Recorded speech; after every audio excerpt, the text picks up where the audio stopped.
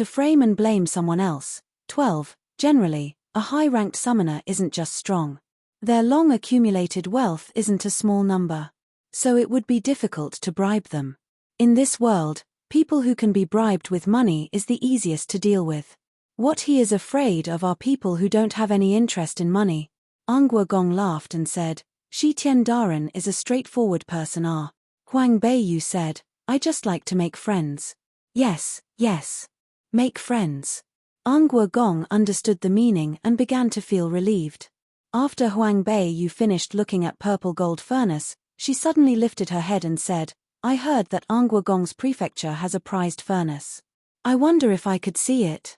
That lotus flame furnace is Angua Gong's prefecture's most prized treasure. It's a rarely seen device in this world. Everyone in the world knew that, so they all wanted to see what the lotus flame furnace looked like. Angua Gong is immensely proud of himself due to the fact that he has the lotus flame furnace, so he kept its mysterious hidden. He would occasionally reveal some facts regarding the furnace from time to make people envy him. If other people had said that they want to see, it's not a guaranteed that he'll take it out. But since it's Shi Tian Daren who wants to see it, then it's easy. If they're able to pull Shi Tian to their side, it's not just gaining a 9-star summoner. They would also a pharmacist. At the moment, Angua Gong didn't reject. Very straightforward, he said, since Shi Tian Daren wants to see it, then I won't deny you. He walked to the front of the white jade table, his fat hand reached into the flowing water. He slowly pressed down, a bright but not dazzling ray of light slowly ascended. The way Angua Gong's hands moved, she saw it clearly and memorized it in her heart. The golden light broke out of the water, immediately a furnace as big as a watermelon slowly appeared. That furnace is full of golden light, the rays of light glittered. On the upper body of the golden furnace, black-colored clouds formed big beautiful lotuses. The lotuses were all in blooming position. With one glance it seemed that the lotus would bloom any moment now, really lifelike. Even Huang Beiyu, who had seen countless treasures, couldn't help but suck in a breath. That furnace and a regular furnace is different. This furnace is the best of the best. It could be said that the furnace is what a celestial would have used to refine pills. The furnace also gave off a celestial aroma. Huang Beiyu's heart jumped.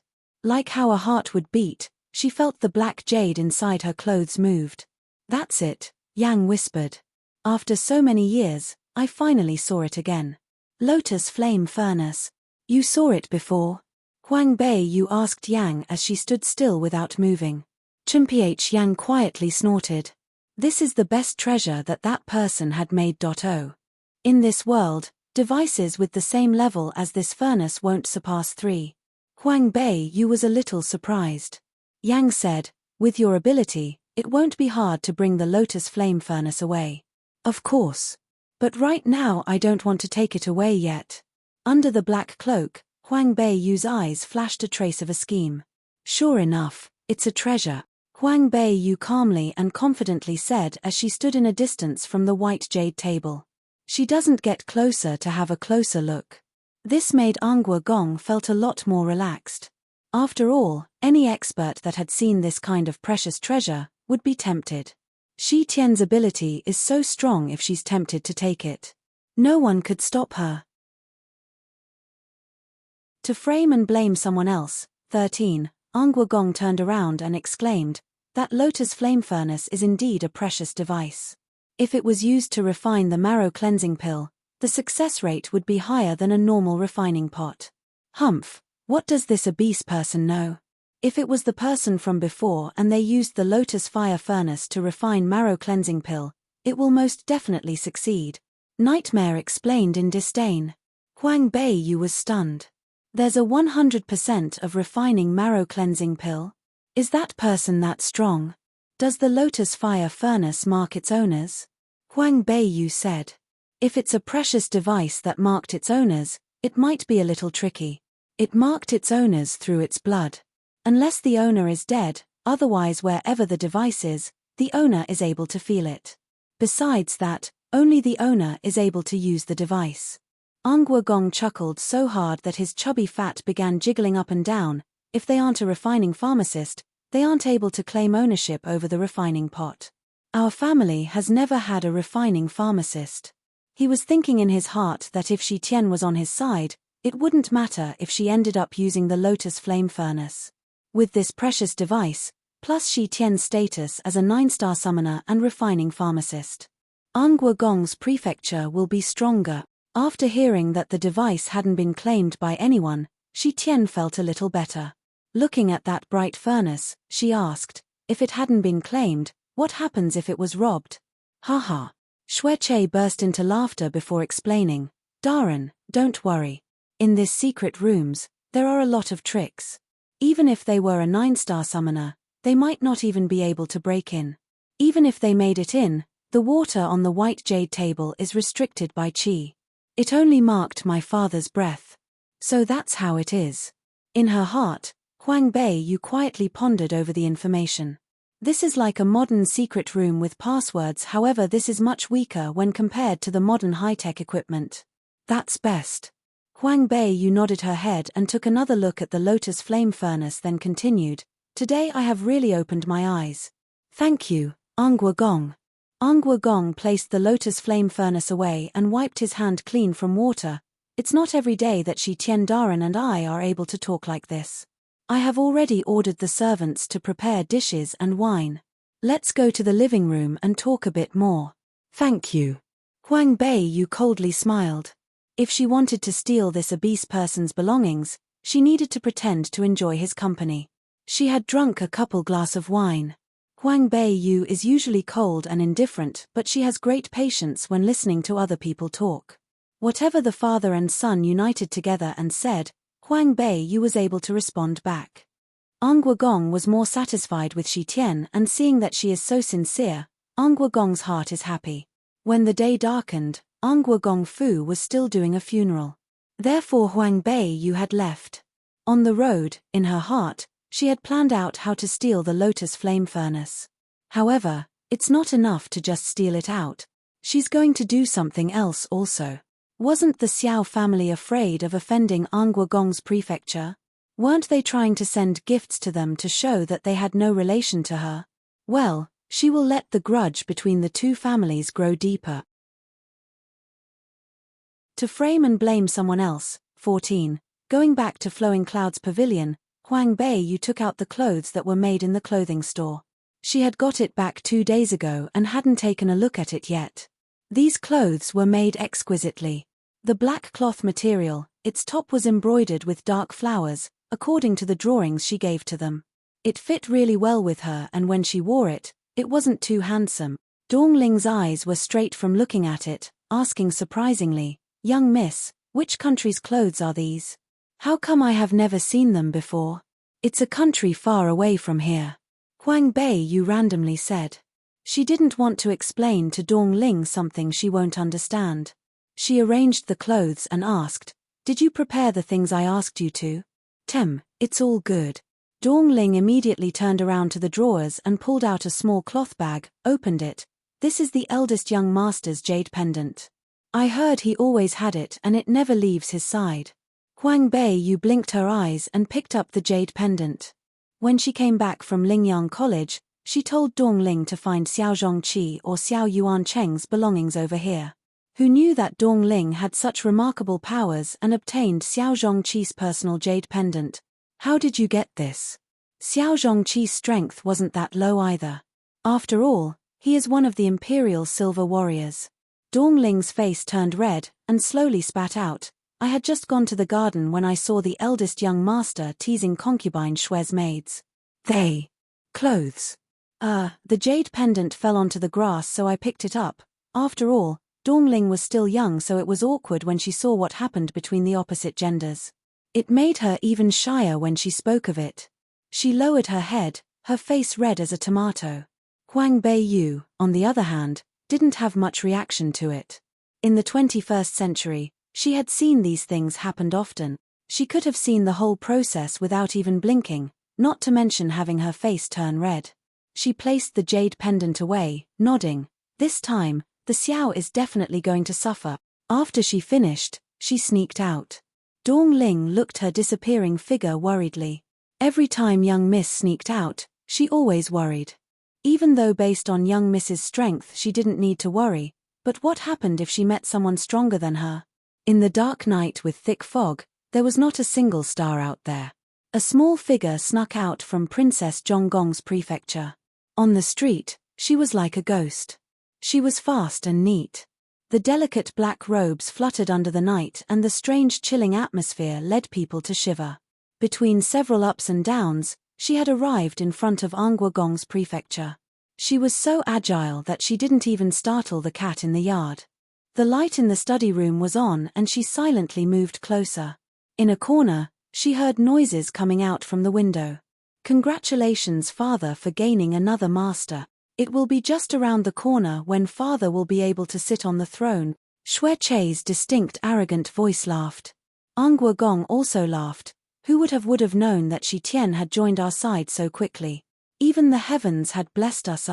Father, with Shi Tian's help, how about I get rid of that crown prince?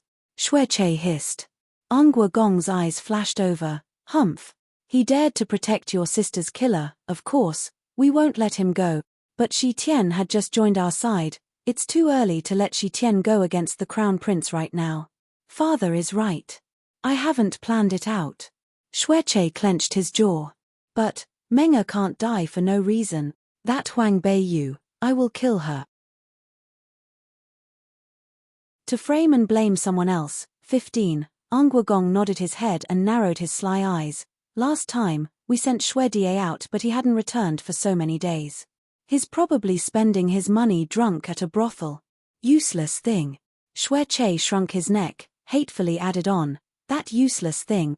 When I catch him, I will give him a nice beating. He wanted Huang Beiyu to pay the price of insulting him.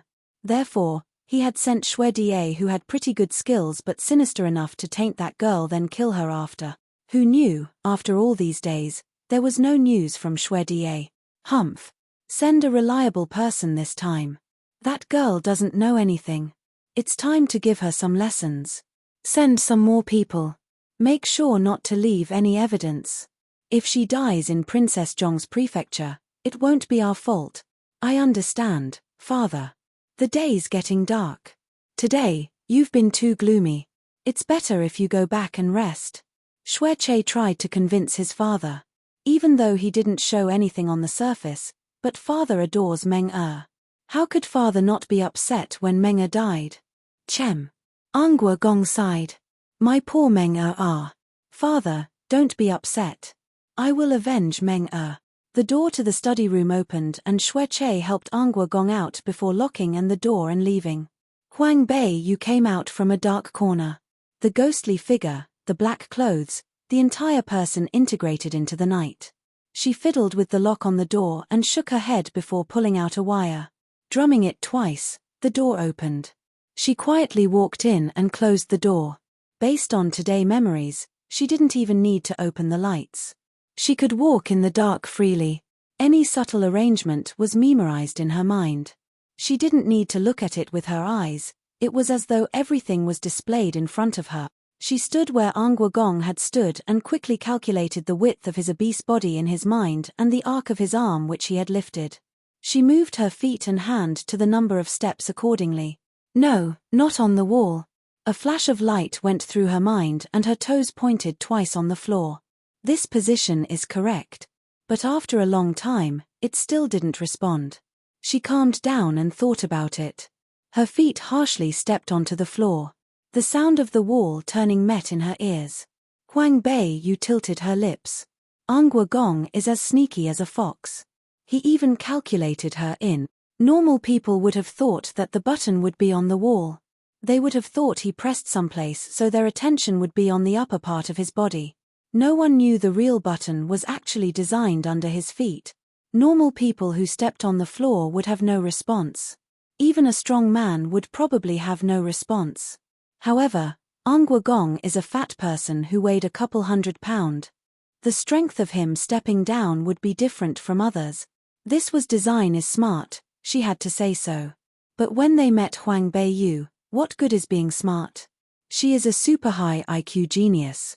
The observational strength of training she had taken from a young age made her 100 times stronger than normal people. Any subtle movements can't escape her eyes. She took out a luminous stone. This is a type of stone that shined like moonlight in the night. The price isn't expensive, but it was a popular tool. The long passage of the secret room was filled with tricks. Stepping on it triggers the button. However, when Angwa Gong came in, he most likely had closed the tricks. That's why they were able to walk in safely. To frame and blame someone else, 16, however, she decided not to close the tricks. If she used her skills, it might not seem like this was done by Xiao Zhongqi, that dumb person. Thinking about it, the figure of Huang Beiyu had swiftly swept in like lightning. The flexible body like a civet, and she had finished half the passage already. At this time, the tricks that had been touched had just started working. The traps on the ground shot out swords. A huge stone fell from the top and a stone door blocked the entry in the front. All the tricks had a strong qi in front of it. As long as someone touched it a little, they won't hold on for long. However, about what Xueche had said that even 9-star summoners aren't able to break in, that was wrong. As long as they were agile and knew where the tricks were, it shouldn't be hard. Even the modern high-tech tricks can't stop her, let alone these tricks that were left back already. Too slow. She softly whistled. She had safely passed the passage filled with tricks, she now in the treasure room. The treasure room contained countless unique treasures of all sizes and colors. Even without the luminous stone, she could see clearly. The fluorescent light flowed around the white jade table. The faint glow from the clear water slowly floated up, reflecting her bright eyes. Huang Beiyu smiled. She took a couple strands of hair out from the space ring. She held onto it with her fingers and dropped it into the flowing water. Today she had drunk so much wine with that old guy Angwa Gong for a reason. She had gotten many of his hairs without anyone knowing.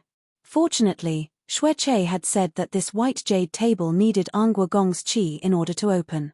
Otherwise, if she came in all of a sudden, she could only use violence open it. This white jade table was like a modern high-tech fingerprint or eye print. It was much easier to check the qi. Especially with fat people, their qi is the easiest to be exposed. She looked satisfied as the radiant glow of the water flashed and then the surface of the water slowly unscrewed. Gradually something rose from the bottom of the water. There's someplace that is wrong. The keen Huang Beiyu immediately felt suspicious. When the lotus flame furnace came out, wasn't there supposed to be a faint golden light? She had seen it really clear today. The smile on her lips slowly diminished. The faint radiance of the water reflected her gloomy face. A small jade box gradually rose up the water, but there was nothing inside.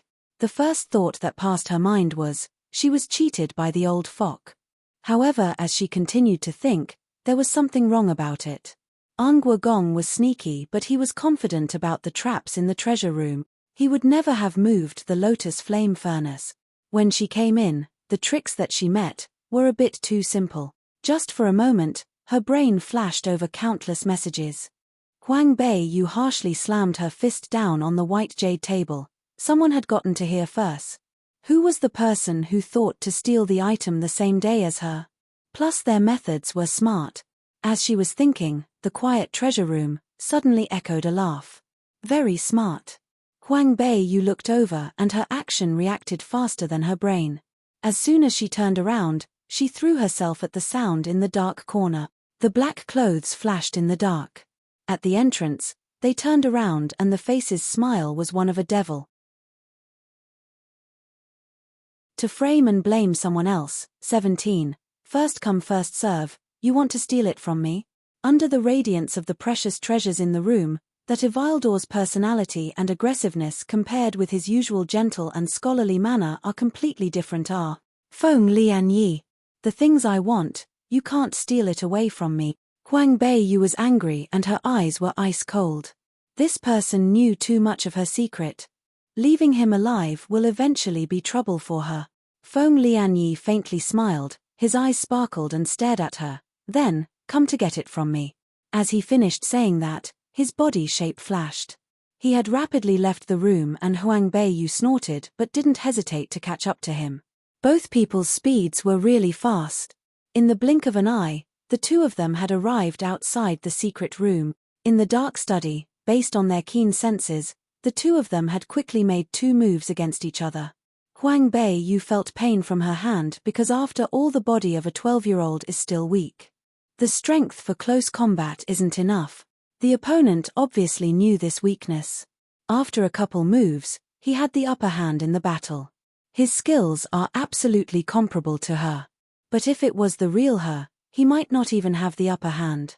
Huang Beiyu secretly hated this person. For a nobleman to take revenge, 10 years isn't too long. When she is strong enough, he will suffer.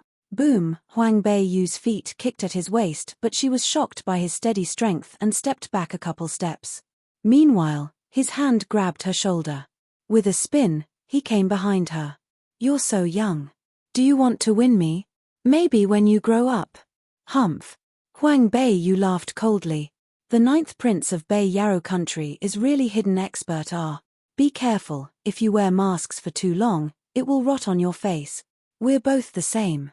Feng Lianyi's eyes revealed a sneaky expression. This girl led him to be surprised. This type of skills, in Nanyi country, it'll definitely one of the tops. However, she is just lacking strength. After all, she's too young. If it wasn't due to this, he might have really lost to her. Huang Beiyu's eyes suddenly flashed and the corner of her mouth rose slightly. She suddenly raised her head and her elbow went up. Feng Lianyi was shocked and turned his head around. But Huang Beiyu's other hand quickly swatted over, giving his chest a hard slap. He responded with the same speed and he moved back, not letting her hit him. However, the next series of harsh and cruel close-fighting moves led him to be caught off guard for a moment since he had never seen those moves before. Feng Lianyi continued backing up and defending himself. In his heart at the same time, he couldn't stop himself from being surprised. Her moves are really strong. Compared to the previous moves, the speed increased by more than 2-fold. It no longer was limited to strength. It was countered by speed, which led him to not be able to respond.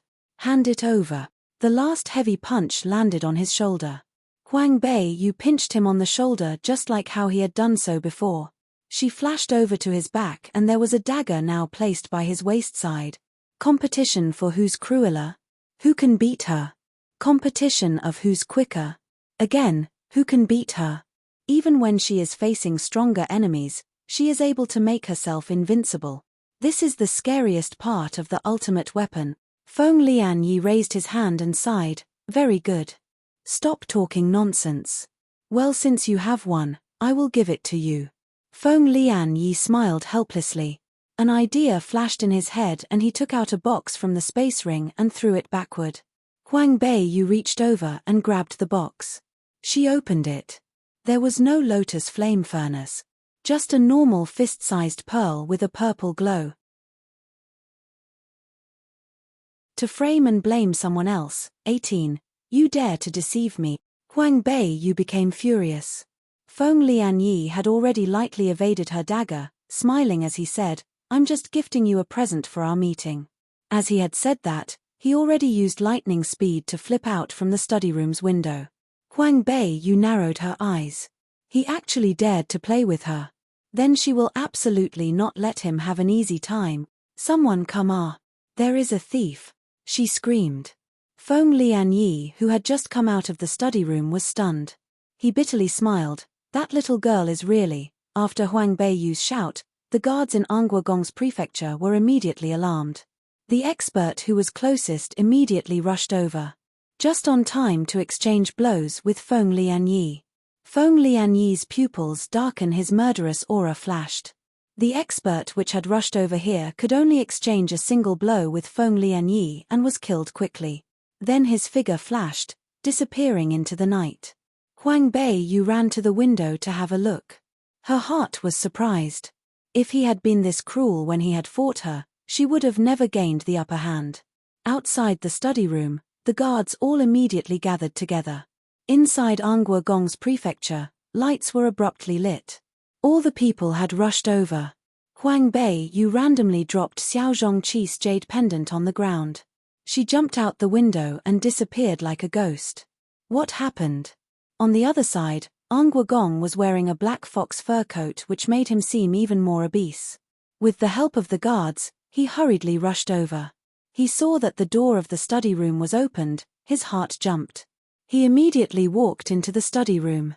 The guards had already lit up the lights. The door to the secret passage was opened widely. Angwa Gong screamed and rushed into the secret passage. Through the passage, there was evidence of the traps being touched. But there was no trace that someone was hurt.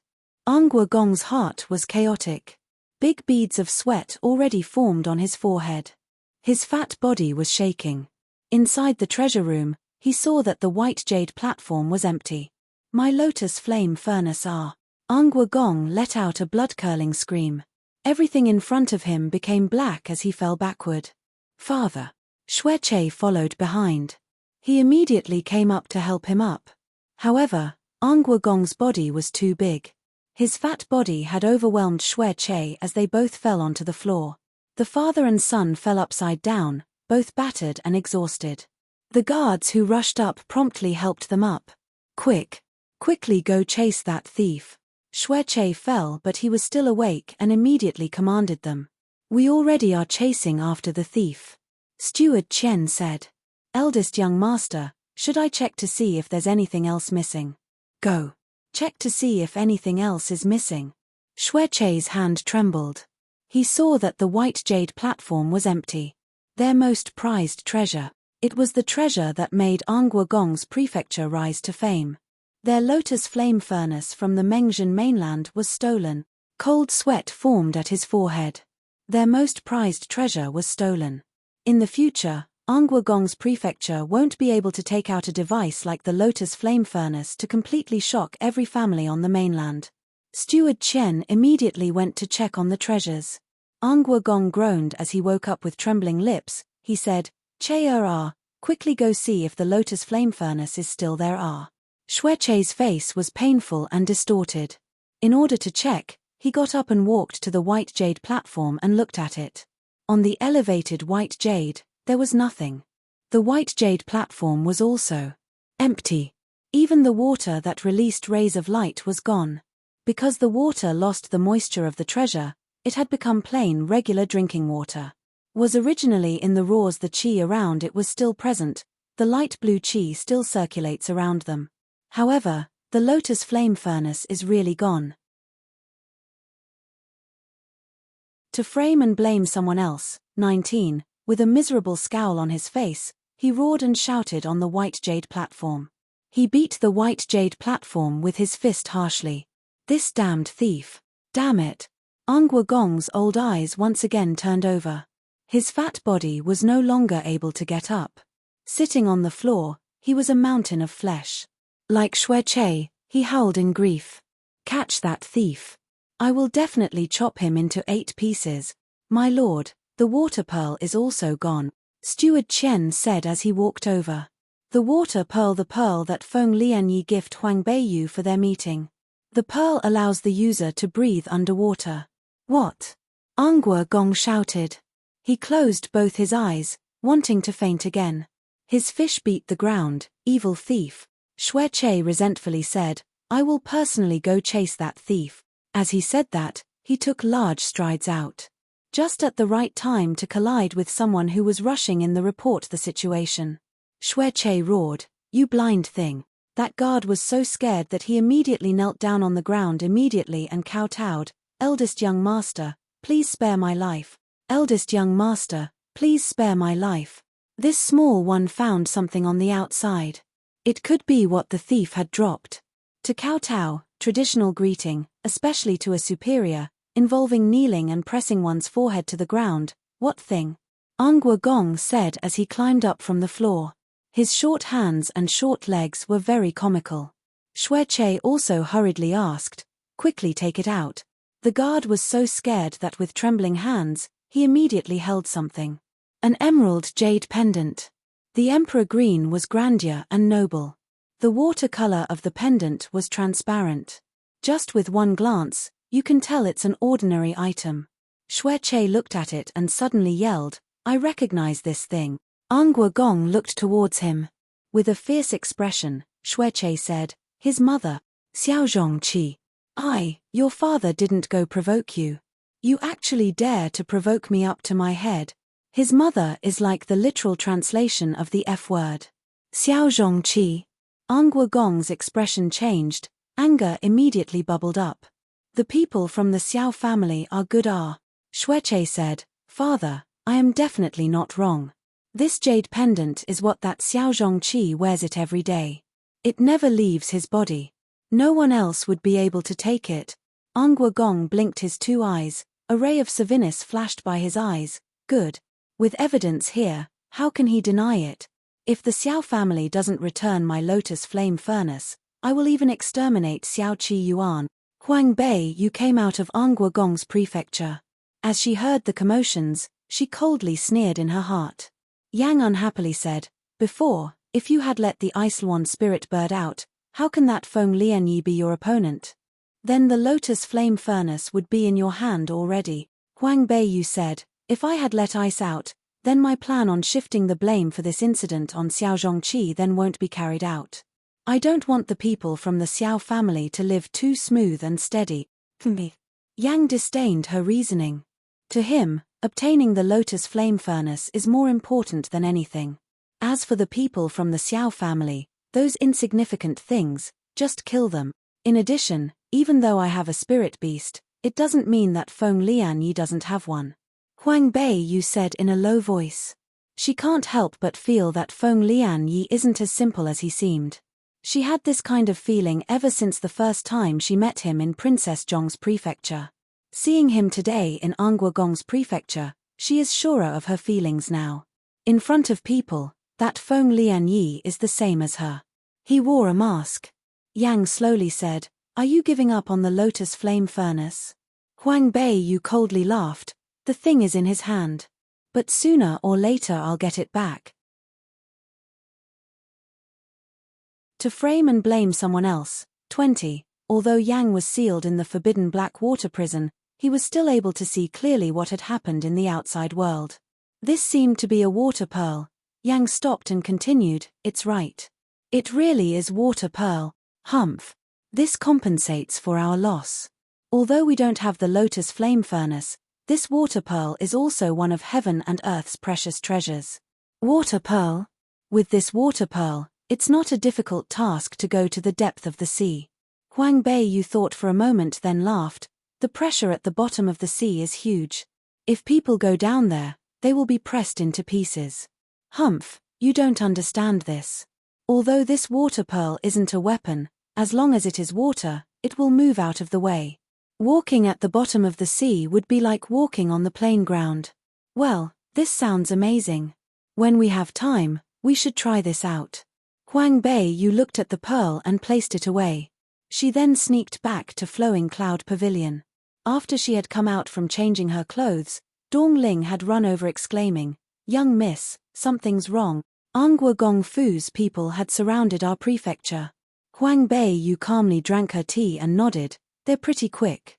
Dong Ling saw how she acted naturally as though she knew everything. She curiously asked, Young miss, what happened? Huang Bei Yu hooked her finger and told Dong Ling to move her head over. She then explained how she had framed Xiao Zhongqi to Dong Ling. After she heard everything, Dong Ling burst into laughter. Young miss, you're so mean. This is called placing the blame on someone else. I killed Xue Meng while Xiao Zhongqi had stolen Lotus Flame Furnace and Water Pearl. Guess whether that old man Angua Gong would think Xue Meng is more important or Lotus Flame Furnace and Water Pearl? Dong Ling scratched her head and said, Blood runs deeper than water, after all the affection between father and daughter. Huang Bei Yu knocked on Dong Ling's head. What affection between father and daughter? In these famous families, there is no such thing as affection. There are only benefits. Look at Xiao Yuan Cheng and you'll understand. Dong Ling's expression dimmed and patted Huang Bei Yu's hand saying, Young miss, don't be upset with how the Lord is right now. She shouldn't be too upset. There was no affection between Xiao Yuan Cheng and her. In her heart, she had never accepted Xiao Yuan Cheng as her father. Although the truth is that she couldn't deny was that the Lord and Huang Bei Yu were related by blood. Dong Ling was innocent and gentle unlike her. After experiencing so much, she had become isolated and bitter. The noise outside got louder and louder. The quiet night was completely disturbed. The lights in Princess Zhong's prefecture were turned on. The young masters, misses and concubines were all woken up. Right now they were all frightened by the murderous aura outside. They all hid in their rooms, afraid to go out. Huang Beiyu and Dong Ling walked over to the front yard where the Xiao family and Anghua Gong's prefecture's people were at. The atmosphere was hostile and it seemed to be the point where if they started arguing, countless people were going to die. Xiao Yuan Cheng didn't even wear his clothes properly on time. He stood at the door with Anghua Gong. Anghua Gong's clothes also weren't properly dressed and he had on the black fox fur coat from before. Xue Che noisily exclaimed, "Where is Xiao Zhongqi? Let him come out." Xue Che's voice was firm, plus he had let out the giant red spider out, which had stood proudly in front of Princess Zhonggong's prefecture. Everyone was frightened by the red spider's size. That Xiao Zhongqi probably had received the news, thus the reason why he still hadn't come out. Only Xiao Yun's calmness was still intact. She summoned her sky snow cat out and squatted in front of the yard, staring at the red spider. To fight openly and maneuver covertly, 1. The sky snow cat and the red spider, the difference in levels were too high. The sky snow cat wouldn't be able to beat the red spider. It was weaker than the red spider. Huang Beiyu thought it was funny to look at. She couldn't hold it in, so she covered her mouth with her hand while laughing. Dong Ling couldn't hold it in either. "Third young miss. How did you come here?" A voice came from the back which belonged to someone who was sneaking around. Dong Ling turned around and saw it was Pei Xiong. She then put away her smile and explained, "Third young miss came over here to see what happened." Pei Xiong answered with a low voice, "What happened?" "It's the eldest young master who had gotten in trouble. Who knew what he does every day? There's no improvement and he only knew to cause trouble. This time he caused a huge trouble." The corner of Huang Beiyu's mouth tilted up, her expression indifferent. "What trouble did he cause?" "I heard that the eldest young master was extremely reckless.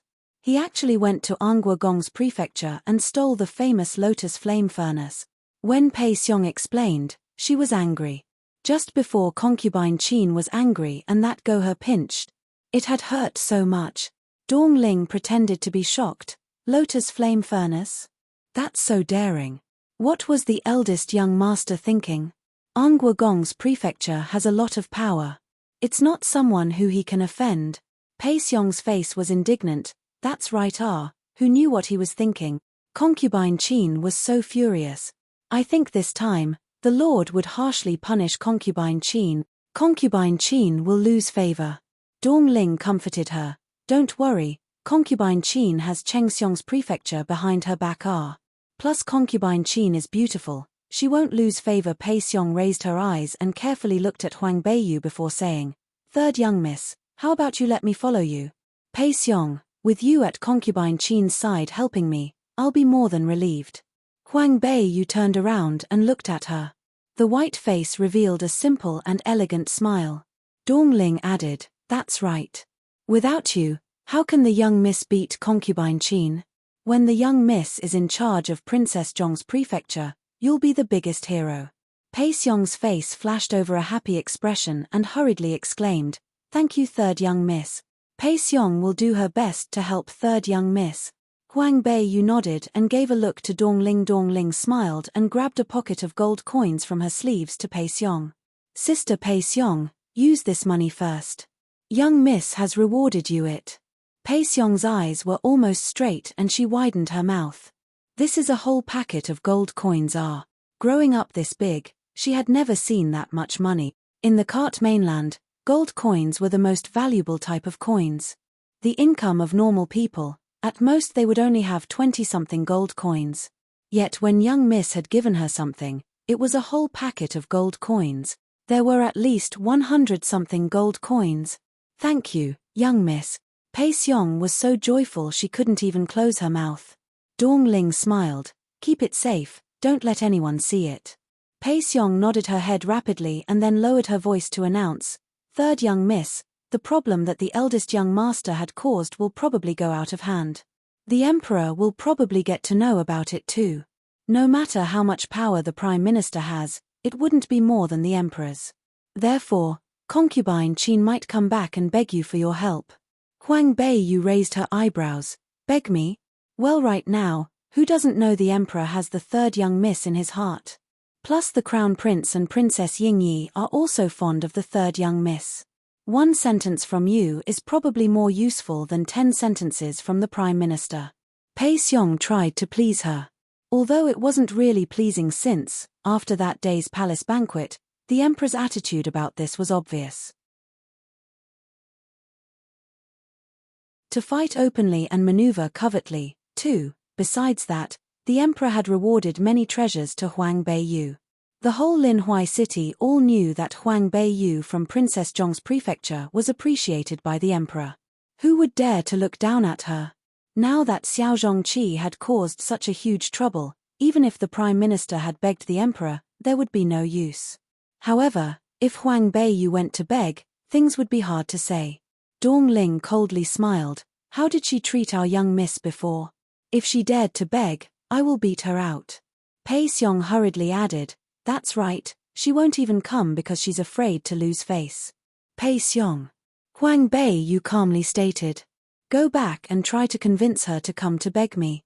Maybe I'll really help her. Pei Xiong was stunned, even Dong Ling was. They didn't understand. Huang Beiyu didn't explain because it was rowdy at the door. Xue Che had been yelling but Xiao Zhongqi hadn't shown up.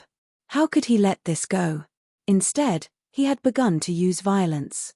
The huge spider's claws slashed down and a couple of the Xiao family's experts flew away. Xiao Yuan Cheng angrily shouted, Xue Che, we didn't even figure out what happened. Why are you using violence? Xue Che shouted more angrily, Humph. Xiao Zhongqi is someone who can't face the reality and is hiding from the problem. He's not out, which means he actually stole something, that's why he's scared. If you know what's good for you, let him come out and hand over the lotus flame furnace and water pearl. Then we'll let him go. Who said this young master isn't coming out? A voice came from the front yard. He wore a body of silver armor and walked to the front in large strides. He stood in the middle of the yard and pushed the long-handled weapon with pointed tip and crescent blade onto the floor. Why are you blaming it on me when Anghua Gong's prefecture was the one who lost something? Xue Che saw him and his eyes were red. Anghua Gong's face was filled with anger. Xiao Zhongqi, you had dropped your personal jade pendant and you want to say it's not you? Xue Che raised his hand and took out a block of green emerald jade. Xiao Zhongqi's eyes widened. Why do you have my jade pendant? Humph. Why? You should ask yourself this question. Hand over the lotus flame furnace and water pearl. I told you, I don't know what a lotus flame furnace is. Xiao Zhongqi defended. His personal jade pendant is always by his side and he would never take it off. Why would it appear in Anghua Gong's prefecture? This most likely meant he had been chosen to be the scapegoat for someone else.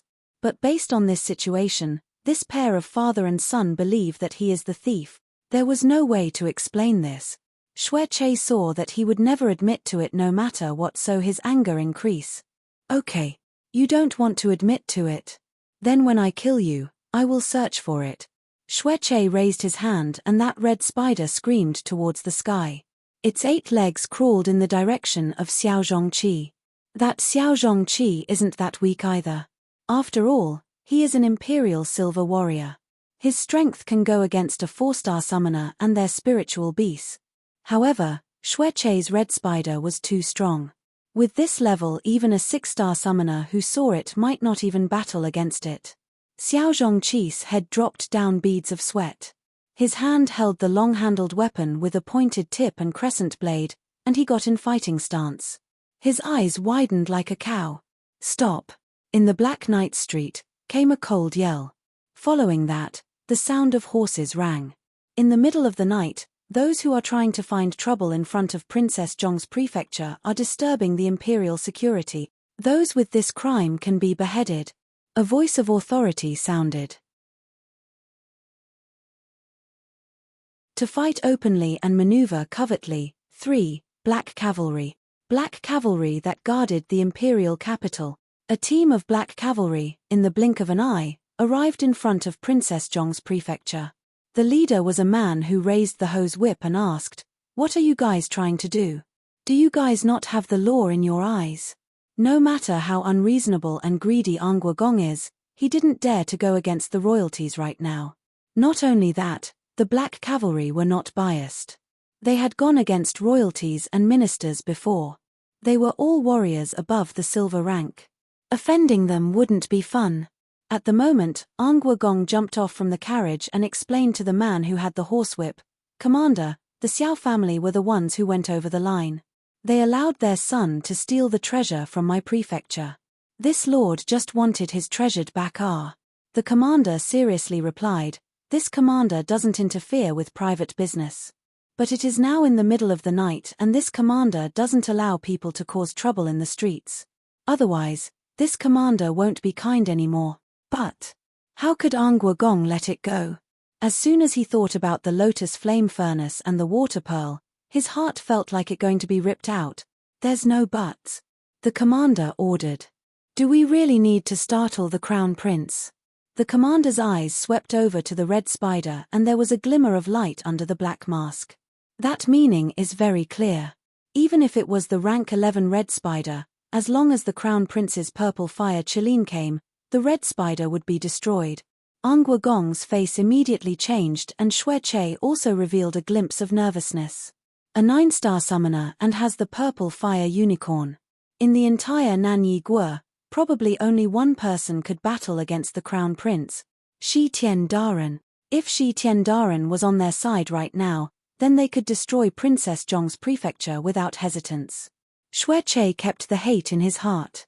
With the commander of the Black Cavalry here, he could only put the red spider away. Angua Gong continued with a heavy sigh, "You dare to steal the treasure of my prefecture? This lord won't just let this go." Xue Che also glared at Xiao Zhongqi. Wait for it. Xiao Zhongqi didn't want to seem weak and glared back. He didn't steal the lotus flame furnace yet he had to suffer from all this. He had let people come to his house and threatened him. Now, where would his faces be if people knew about it? Angua Gong, both father and son had left but the people that surrounded Princess Zhong's prefecture hadn't. Xiao Yuan Cheng furiously turned around and pointed at Xiao Zhongqi's nose. "What good things did you actually do?" "Father, I was framed." Xiao Zhongqi almost jumped. He had taken the blame for someone else out of nowhere and he was so angry. What made it worse was that his family didn't even believe him. Framed? Then what about the story of the jade pendant? To fight openly and maneuver covertly, for this. Xiao Zhongqi wasn't able to explain either. He thought about the time today when he had played around with concubine Xue's maids. That's probably the time when he dropped it. But how could he tell his father that? If his mother knew that he fooled around with concubine Xue's maids, she would be angry. Father would be angry too. So hateful. It's definitely that Xue Che who purposefully tried to frame me. They lost the items in their prefecture and couldn't find it. That's why they're trying to frame me. Xiao Yuan Cheng heard the explanation and thought that it might be a possibility.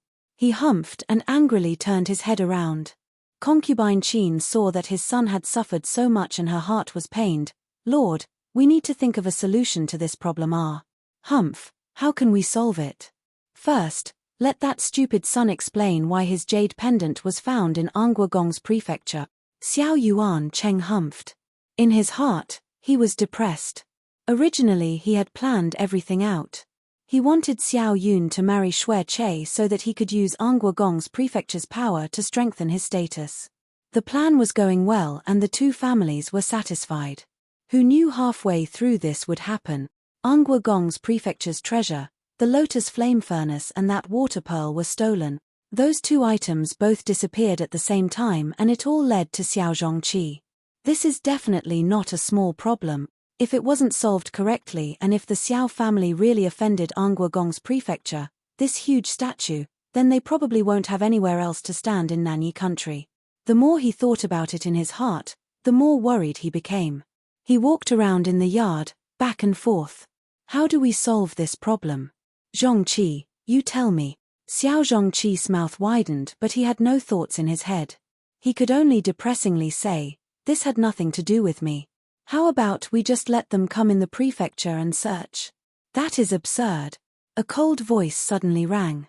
Xiao Yuan Cheng looked and Huang Beiyu slowly walked over, her expression unhappy. "If we let people just come in and search, then where would the faces of Princess Zhong's prefecture be?" The black eyes swept through everyone's faces. The eyes were calm, but there was a kind of deterrent in there that can't be described. For a moment, the people in the yard were all stunned by the look she gave. Princess Zhong's prefecture was the place that Princess Zhong had lived when she was alive. It held Princess Zhong's memorial tablet here. If it startled Princess Zhong's departed spirit and the emperor knows and get angry, who will be held responsible for this crime? Concubine Shui immediately followed. "That is right. The eldest master had caused the trouble himself, so he should think of ways to solve by himself. Princess Zhong's prefecture is not a place where people can just come in and search." Concubine Qin harshly glared at her and insulted Concubine Shui in her heart for attacking them when they were down. When she finds a chance, she will let Concubine Shui suffer. "Third young Miss R, this time your big brother is framed. You can't just watch him die and not save him R." Concubine Qin suddenly smiled while talking to Huang Beiyu.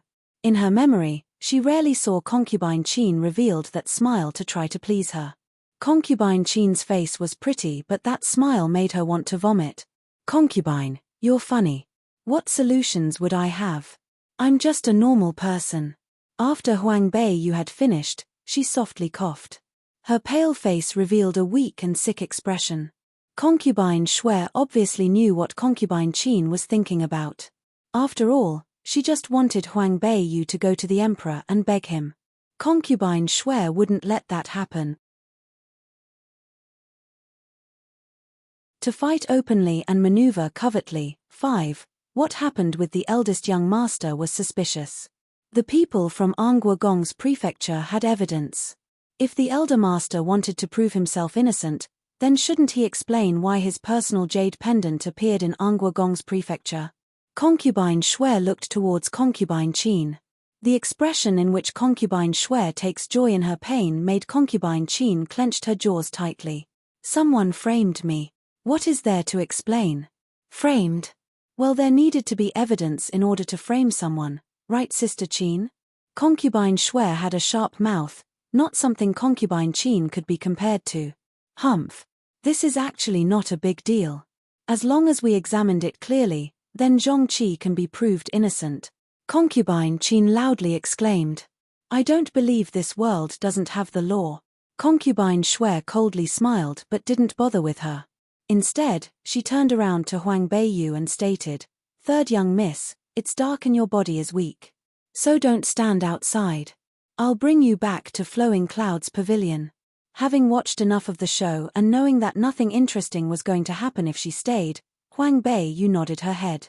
She didn't care about Xiao Yuan Cheng's reactions and left while Concubine Shui hurriedly followed behind. After walking for a distance, Concubine Shui added, "Third young miss, the eldest young master's problem is tricky. You shouldn't interfere. The event with Shui Meng had just happened, and if you interfere yourself with this problem, you're probably going to get yourself into a bigger issue." The way she said seemed to be sensible and really for her consideration. Huang Beiyu laughed coldly. This problem, even if Concubine Qin begged her, she wouldn't care. After all, she was the one that framed Xiao Zhongqi. She couldn't wait to see the Xiao family fight against Anghua Gong Fu. The harsher they fight the better. Concubine Shui. Huang Beiyu stopped walking and turned around to look at her. This time nothing will happen to Big Brother. Concubine Qin will turn to the Prime Minister for help. Concubine Shui sneered and thought in her heart that this girl is too innocent. Don't worry. Last time the third young miss had said that Empress Dowager doesn't like that slut. These 2 years, although no one had mentioned what had happened in the past, it doesn't mean that it had never happened.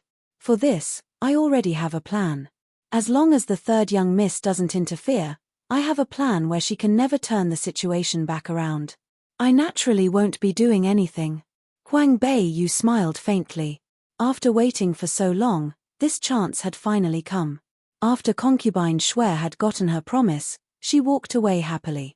Dongling held Huang Beiyu back to Flowing Cloud's pavilion and asked confusedly, "So is the young miss helping concubine Qin and the eldest young master or not?"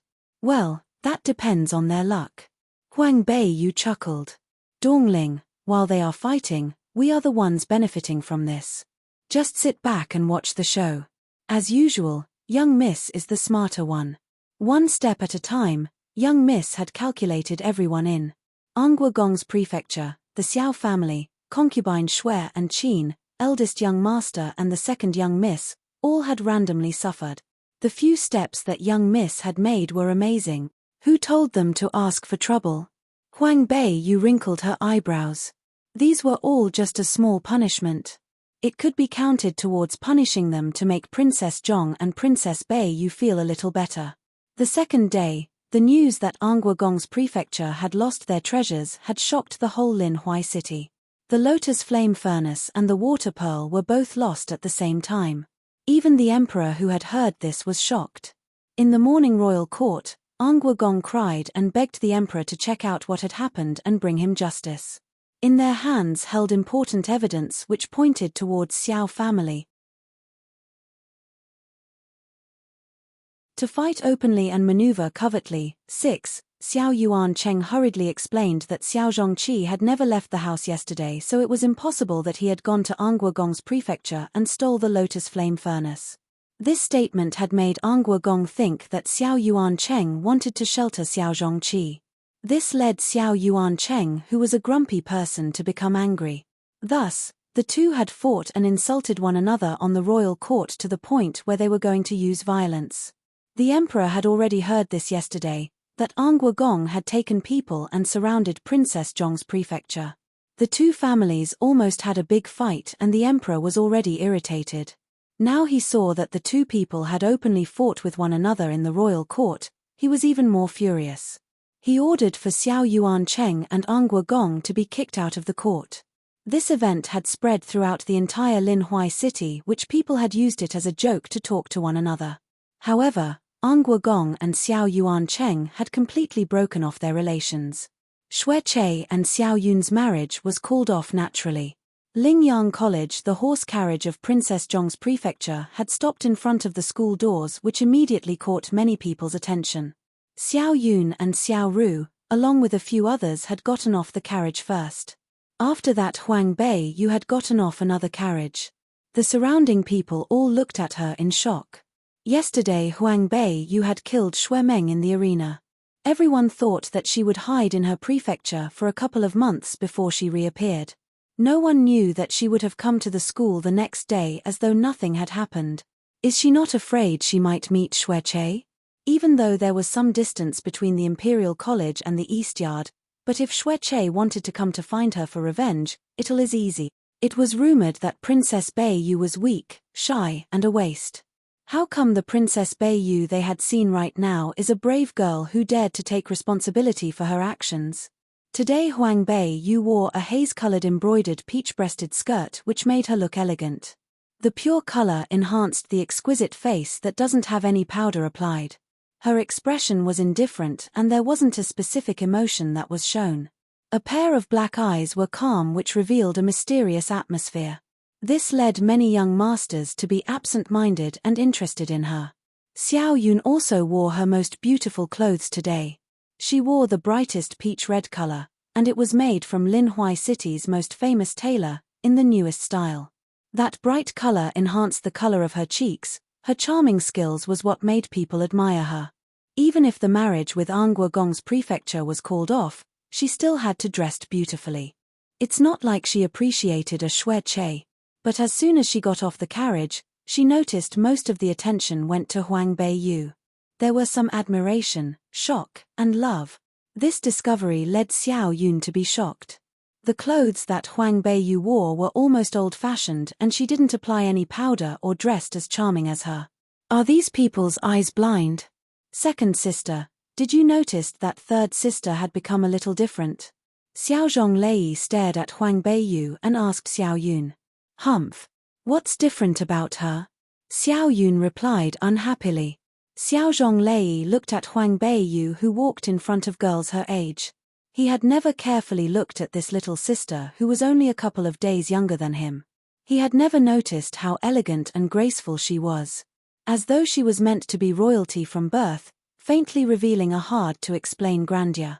Even though she had never applied powder to her face, it was still beautiful and exquisite. She was so beautiful that it led him to be lost. Ah! It seemed like... Xiao Zhonglei's absent-minded eyes followed her. To fight openly and maneuver covertly. 7. He didn't know how to explain it either. He had just noticed recently how attractive Huang Beiyu was. Xiao Yun turned her head to see that his real brother is that immature. She couldn't explain the anger and smacked him on his face. Stupid boy. Mature up. You and her are siblings, same father different mother. Xiao Yun's voice was loud. Even Huang Beiyu walked in the front had turned around and stared at them. Xiao Zhonglei's face immediately turned red. Second sister, stop saying random things. I am mature. After saying that, he felt guilty and didn't dare to raise his head. Xiao Yun looked at him and rolled her eyes. She got more furious in her heart. Today's class at the Imperial College was literature and history. It was so boring, but Princess Ying Yi had also chosen that class. When Huang Beiyu had taken a seat in the classroom, Princess Ying Yi had come. Princess Ying Yi had already known that Huang Beiyu had also chosen this class, so she went to see her first. She smiled and walked over and sat on the seat beside her. Yesterday I heard there was a ruckus in Princess Zhong's prefecture. Father Emperor was worried the whole night, but thank goodness Royal Brother had sent the Black Cavalry over. Beiyu, are you okay? Huang Beiyu's heart had skipped and raised her head to say, last night, it was the Crown Prince who had sent the Black Cavalry over? Yeah, Royal Brother was the first one who had gotten the news that Angua Gong's prefecture had came in a thief. He knew that Angua Gong would go to Princess Zhong's prefecture and cause a ruckus, and he was scared that they might startle Royal Aunt's memorial tablet, so he sent the Black Cavalry over. It's the Crown Prince who planned everything out. Huang Beiyu lowly exclaimed. Who knew that the cold Crown Prince Zhong Yi had such a detailed mind, as though he had been taking care of her every moment. Princess Ying Yi smiled then frowned. Now that we think about it, it's all Xiao Zhongqi's fault. He was the one to cause the trouble and left evidence. Such a stupid pig. The way that Princess Ying Yi said it seemed to have a deeper meaning. What she meant was, had Xiao Zhongqi not left evidence and not harmed Princess Zhong's prefecture, then she would be extremely happy that Angua Gong's treasure of the prefecture was stolen. However, in Princess Ying Yi's heart, Huang Beiyu was an innocent and kind girl, so she didn't know what to say. In Huang Beiyu's heart, she thought that this princess's personality fits her taste. She smiled sneakily before she exclaimed, Big brother is reckless. Yesterday concubine Qin hoped I could beg the emperor. But with these kinds of problem, if he doesn't return the precious device, then what good is begging for him? Beg? Princess Ying Yi scoffed. Beiyu, don't interfere with this problem. If you interfere, you'll offend Angua Gong. That old fatty is a sneaky person. If you offend him, his methods for offending people are sinister. I didn't agree either. I don't even know what to do with Xuemeng's situation. Don't worry about Xuemeng. The Lotus Flame Furnace and Water Pearl were stolen. Angua Gong doesn't have time to bother himself with Xuemeng's situation. Princess Ying Yi couldn't help herself and coldly laughed. Huang Beiyu's heart felt heavier after she looked at Princess Ying Yi's expression. She knew that Princess Ying Yi was born in the royal family and saw a lot of struggles and fight. Actually, she knew in her heart better than anyone that affection between relatives in royal families or in big families meant little to nothing. Young Master Luo Luo, this is literature and history class. You should just put up with it and listen. Humph, why don't you let me go to the East Yard? I can also become a master in martial arts. The young man's unsatisfied voice rang. Yes, yes, yes. Young master is definitely a genius. Next year when there is the assessment, young master can get into the East Yard, came the servant's pleasing voice. To fight openly and maneuver covertly. 8. Along with the voice, A young handsome boy who was in his teens walked over. His bottom lips jutted out, not knowing what he had suffered from. The book boy behind him carried his school utensils and packed lunch for him. The book boy tried his best to please the young boy.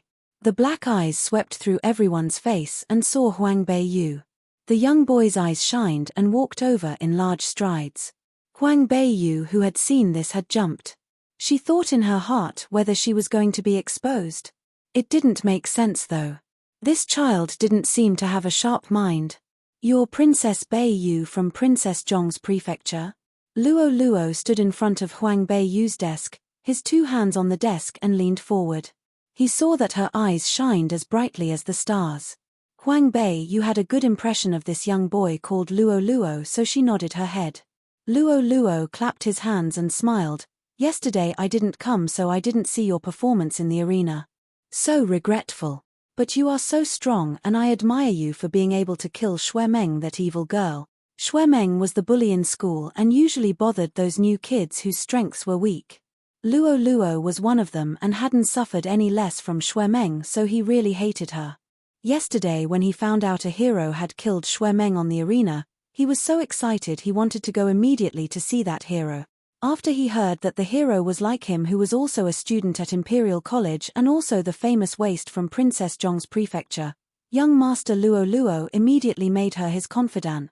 Huang Beiyu calmly fixed, "I didn't kill her. She killed herself.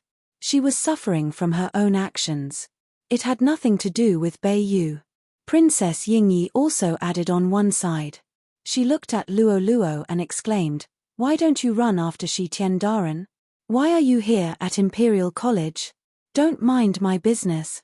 After that day at the auction where Princess Yingyi had disrespected Shi Tiandaren, Luo Luo didn't have a good impression on this rude princess. Princess Yingyi jutted her lips and explained, "That strange Shi Tian who always covered herself with a cloak, only you guys would think of her as a god. Shi Tiandaren is a god. If she was god, then she wouldn't help Xueche. Why give him the red spider? What I think is that she and Angua Gong, father and son, are together on one side." When Luo Luo had heard other people had insulted the god in his perspective, he got angry. The purpose of why Shi Tiandaren did that is not something a dumb person like you could understand. Let me tell you, Shi Tian wanted to help Xueche because she wanted. "Young Master Luo Luo, it's almost time for class. It's better if you sit down now. The teacher is here." Huang Beiyu hurriedly interrupted and stood up. She patted his shoulder and told him to go back to his seat. What a joke. If she had let him blabber on about Shi Tian's negative feelings towards Xueche and it spread, then her plan will go to waste. Luo Luo didn't want to let this go.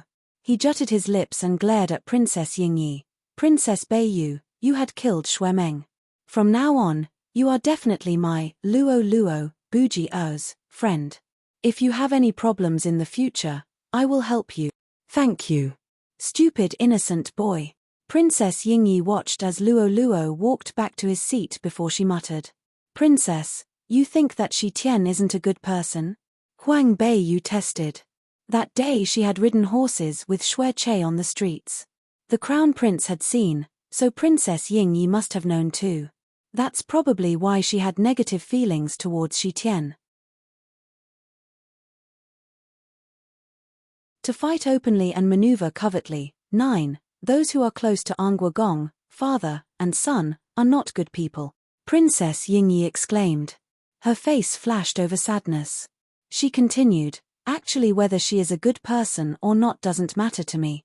But royal brother was upset. Huang Beiyu looked at her expression and sighed. Royal brother really admires her. But she is on Angua Gong's side. Humph. She and royal brother can't be friends. Then they can only be enemies. Huang Beiyu couldn't help become depressed. Since when was she on Angua Gong's side? After the morning class had ended, most of the young master's misses in the imperial capital didn't go home to eat. First, the ride home would be bumpy. Secondly, in the school, there were many young Mrs. Masters that came from famous families. Everyone could eat and talk to one another to improve their relationships, and it will benefit their future as well. Due to this, whenever they go to class, their maids would prepare lunchboxes. In the afternoon, they would eat in school. There were numerous people in the cafeteria, so Princess Yingyi had taken Huang Beiyu out. They would have lunch in the school's Songju pavilion. Huang Beiyu had only brought one maid, Dongling, while Princess Yingyi had brought two, whose skills were pretty good. One was called Wu Shuang and the other was called Wu Huan. Dongling and the two maids had gotten along pretty well. The three maids had laughed and chuckled. In Songju Pavilion, the mood was cheery. At this time, there were a few zither notes. It's Prince Yi's zither notes. Wu Shuang was immersed in it. Prince Yi is a real gentleman. Yeah, these zither notes are incomparable to anyone else's. Wu Huan covered her mouth and smiled. Even Princess Yingyi couldn't help but faintly smiled. It was obvious that she admired him. This girl, watch out. I will hit you. Wu Shuang's face immediately turned red. She looked over at Princess Yingyi, who was immersed in the zither notes, so she glared at Wu Huan. Huang Beiyu furrowed her eyebrows. Kind and elegant. Gentleman? That's because they all had never seen him under the mask. The zither notes were like the wind. It blew to everyone's heart. In the afternoon of Imperial College, it all quieted down, allowing the zither notes spread. Yesterday Feng Lianyi had stolen Lotus Flame Furnace and Huang Beiyu held a stomach of fire. When she finds a chance, she will make him suffer. Now that she heard his zither notes, she couldn't stop the memories from yesterday. She unhappily placed her chopsticks down. Beiyu, you hadn't officially seen Prince Yi? He is the substitute teacher for the zither class. I'll take you over to see him. Princess Yingyi suddenly stood up and pulled on Huang Beiyu's hand, taking her away. Dongling said, Princess, our young miss didn't sign up for zither class. Wu Huan patted her shoulder and said, it's our princess who wanted to see Prince Yi. She's scared, that's why she had pulled Princess Beiyu with her. Could it be that Princess Yingyi had feelings for Prince Yi? Dongling was slightly surprised. Princess and Prince Yi had grown up together. Princess just admires Prince Yi's personality is all. Wu Shuang hurriedly explained and looked at Wu Huan, who had spoken too much. So that's what happened. Dongling nodded her head and packed the lunchboxes away. Let's go over there too. Qin Park. The faint flower trailed down from the wisteria and the lilac flowers looked extremely like someone's eyes. The steps were light and quiet, the zither notes were closer. As they approached, the beautiful zither notes like heaven had stopped. To fight openly and maneuver covertly. 10. Princess Yingyi stopped her footsteps. She quietly stuck out her tongue. In a low voice she said, when he plays the zither, he doesn't like to be disturbed. It seems that we have been discovered. Huang Beiyu can't help but disdain him in her heart. Peculiar. However, her impression of Feng Lianyi fell extremely short. So when he's upset, it makes her really happy. Seeing that there was a little disappointment in Princess Yingyi's face, she, Princess Yingyi, turned around to leave. Huang Beiyu pulled her hand and said, since we're already here, let's go greet the teacher. But, Princess Yingyi hesitated. Everything about that man is good. It's just that when he is playing the zither and gets disturbed by other people, he's unhappy. However, Huang Beiyu had already walked around her. Without a choice, Princess Yingyi could only keep up with her. The park is supported by flowers and trees. In the middle of the park, a zither was placed. A few purple petals flutter down onto the zither. There was no one next to the zither. Huang Beiyu walked over, her eyes were cold and sharp. She looked all around as she slowly walked to the zither, fiddling with its strings. Beiyu, don't touch it. Princess Yingyi said behind her. She also looked around the park. There was no one. In her heart, she knew that he must have been unhappy, so he had left. She wanted to tell Huang Beiyu to quickly leave when she noticed that the door of the park was open. Feng Lianyi, who was wearing a white robe, stood at the door. A faint smile was on his face. Princess Yingyi can't help but stare blankly. She felt that it was strange. Huang Beiyu lifted her head. Because her back was facing Princess Yingyi, her eyes were cold and intimidating. Feng Lianyi looked at her deeply. With a smile, he turned towards Princess Yingyi. Why did the princess come? He didn't get angry. Princess Ying Yi's heart was happy. She quickly said, I heard Big Brother Yi's zither sound and was attracted to it. As she said that, she didn't forget about Huang Beiyu. She walked up to Huang Beiyu and pulled on her hand and said, This is Princess Beiyu from Princess Zhong's prefecture. Yesterday, she had started class at Lingyang College. So today, I had brought her here to meet you. When a new student first enters the school, they would go and greet each teacher. Huang Beiyu had already seen Feng Lianyi. But saying that would make the princess lose face. So she slightly raised the corners of her mouth and said, Prince Yi's elegant demeanor, I had been looking forward to meeting you. Today, we had finally met. Princess Beiyu is overpraising me. Princess's big name was already spread across Linhui City. I can't believe that Princess is this young and yet your skills are this good. Feng Lianyi said with a smile on his face. I don't dare. It was just that I was lucky that I had met a shrewd expert and ate a big loss. Huang Beiyu's eyes flashed. Didn't I eat a big loss at your hand yesterday? Feng Lianyi, in a graceful manner, said, Princess is so smart. How could you eat a loss? Perhaps one day, I wasn't careful and meet a rogue. Then wouldn't I have to eat a loss? Huang Beiyu said with an innocent face. Throwing insults in front of that person, it felt the best. The smiling expression in his eyes slowly deepened. This little girl's mouth is just like his skills, difficult to deal with. The two people, you say a sentence, the other will say a speech. Their speech seemed to be a conventional greeting. But in the dark, they were secretly having a banter. Only the two of them could understand the second meaning of each other's words. Princess Yingyi laughed and said, Big Brother Yi, you might not know this but Beiyu since little had a weak body. Hence she couldn't learn martial arts. Yesterday in the arena, if it weren't that Xuemeng is so stupid, Beiyu would have really eaten a loss. Xuemeng took an unfair advantage by bullying the weak. She also used a weapon. Doesn't that mean that Xuemeng is a rogue?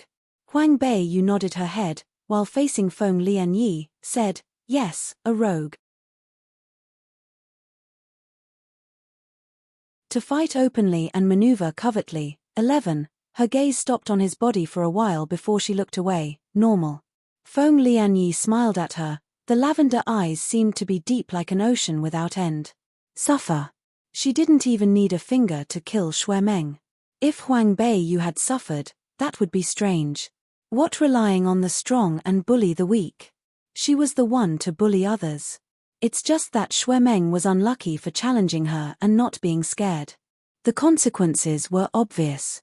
The most unlucky was how everyone thought Xuemeng lost to someone who was considered a waste. In his heart, Feng Lianyi thought, Huang Beiyu was two-sided and sinister. However, this type of two-sided and sinister character was just like him. Princess, do you remember where the good tea leaves were when you sent it to me? Feng Lianyi smiled faintly. The warm lavender eyes looked at Princess Yingyi. Princess Yingyi knew he was going to make tea to treat them, so she happily exclaimed, I know. Brother Yi, sit. I'll go make the tea. After she finished, she walked away joyfully. Huang Beiyu sighed in her heart. She really was an innocent girl. She didn't even know she was sent away on purpose, yet she was still happy. After Princess Yingyi had left, Huang Beiyu's expression dimmed. She was cold like ice and held both her hands with a small face, and looked at him coldly. She didn't lose to the purple-eyed man who was only a couple years older than him in momentum. Yesterday's events, thank Princess Beiyu for framing it on your brother. Feng Lianyi exclaimed calmly, his smile carried some sinister in it. Huang Beiyu sneered, there's a price for letting me help you. Price? Is one water pearl not enough? Feng Lianyi explained calmly. What do I need that item for? Even though yesterday it was the plan she already made, but it wasn't because she wanted to help him, so she framed Xiao Zhongqi. However, she also indirectly helped him, which led him to be free of worries. All the crimes were placed upon Xiao Zhongqi to carry. A person like her isn't that compassionate to go around and help others. Since he had benefited from her, there was nothing wrong with wanting something in return. Feng Lianyi smiled at her as though he sort of agreed to it. Then what do you want? If you want the lotus flame furnace, I probably can't give it to you. I don't need you to give me that item. What belonged to me, I will get it back in the future. I'm just letting you keep it for me right now. Feng Lianyi smiled deeply. It was the first time seeing this kind of arrogant and proud girl. She is only 12 years old. Where is she getting her momentum from? If it's not Lotus Flame Furnace, then I might consider it. Huang Beiyu squinted her eyes and said, I want 2 marrow cleansing pills. Feng Lianyi was stunned and his purple eyes flashed. I'm not a refining pharmacist though. I don't care if you are or not.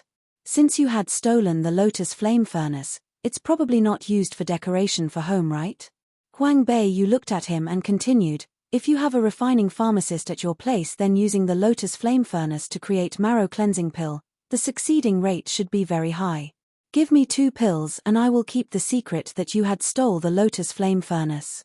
Princess, that day who had come to Angua Gong and stole it, wasn't just me. Huang Beiyu jutted her lips and smiled sneakily. You think, how many people are going to believe what you said? A waste who was sick and weak from little was able to barge into Angua Gong Fu and steal treasures. Want to threaten her? Then he needed to have evidence. Otherwise, who would believe she had the capabilities? To fight openly and maneuver covertly. 12. Feng Lianyi helplessly shook his head. I lost to you in being sneaky and sinister. Huang Beiyu raised her eyebrows. Will it be okay if you don't lose to me? But, refining the marrow cleansing pill isn't as easy as it looks. I need a bit of time. This, I obviously know. I have the patience to wait. The few precious refining ingredients needed to refine marrow cleansing pill, I will also help to look. Huang Beiyu had never thought of letting him do all the work for refining the marrow cleansing pill. There were a couple rare refining materials that can't even be bought by money. Feng Lianyi seriously thought about it for a while, then said, after 2 months, it's the best time to refine the pill. Until then we need to gather all the necessary materials, the more the better. Huang Beiyu wasn't sure of how the medicine was prescribed, therefore she exclaimed, give me a list of what you need. I will go find it. Okay. He agreed with a faint smile. He raised his head just in time to see Princess Yingyi walked in and held tea utensils. His smile slowly dimmed. Huang Beiyu also heard her footsteps, so she turned around and sat down at the zither table. She randomly made a couple zither notes. The 2 people were relaxed and immersed in the zither notes, as though their conversation had never happened. They didn't know what type of tea that Princess Yingyi had made, but in the entire park, the aroma floated around. She arranged the teacups and poured tea into the 3 cups skillfully. They hadn't even drunk the tea when Dong Ling and the 2 maids rushed in. Young miss. Oh no, Xue Che and the eldest young master are fighting outside. Huang Beiyu thought in her heart how the Xiao family was part of her business. She would be happy if the 2 of them were both hurt. However, Princess Yingyi was here right now, so it didn't look too good if she acted cold. Therefore she stood up and asked, what happened? It was Xue Che who had challenged first. I am guessing that eldest young master wouldn't be able to win against Xue Che. Let's go look. Huang Beiyu placed her teacup down and left with Dong Ling quickly. Since the deal with Feng Lianyi was clear, there isn't anything interesting here. She wanted to leave quickly too. Xue Che and Xiao Zhongqi fought in the arena. Xiao Zhongqi, that impulsive personality, most likely Xue Che had used a psychological method to get Xue Che to agree to go to the arena. He didn't even think about what rank he is to compete against Xue Che. The battle between summoners and warriors, from the start, warriors were meant to lose. Not only to mention that Xue Che also had a red spider. If Xue Che wanted Xiao Zhongqi to die badly, then what ways would Xiao Zhongqi have out? There was a huge martial arts site in the east front yard. The arena was much bigger than in the martial arts academy. Even after the red spider was released, it was still able to move freely on the arena. The bottom of the arena was filled with people. After this huge movement, all the people in Lingyang College had come to see that Xue Che wasn't a good person. He bullied the weak like Xue Meng, which led many people to hate him.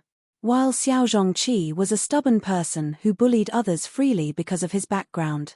So when the 2 people who were not liked by many had fought, It could be said that everyone was excited.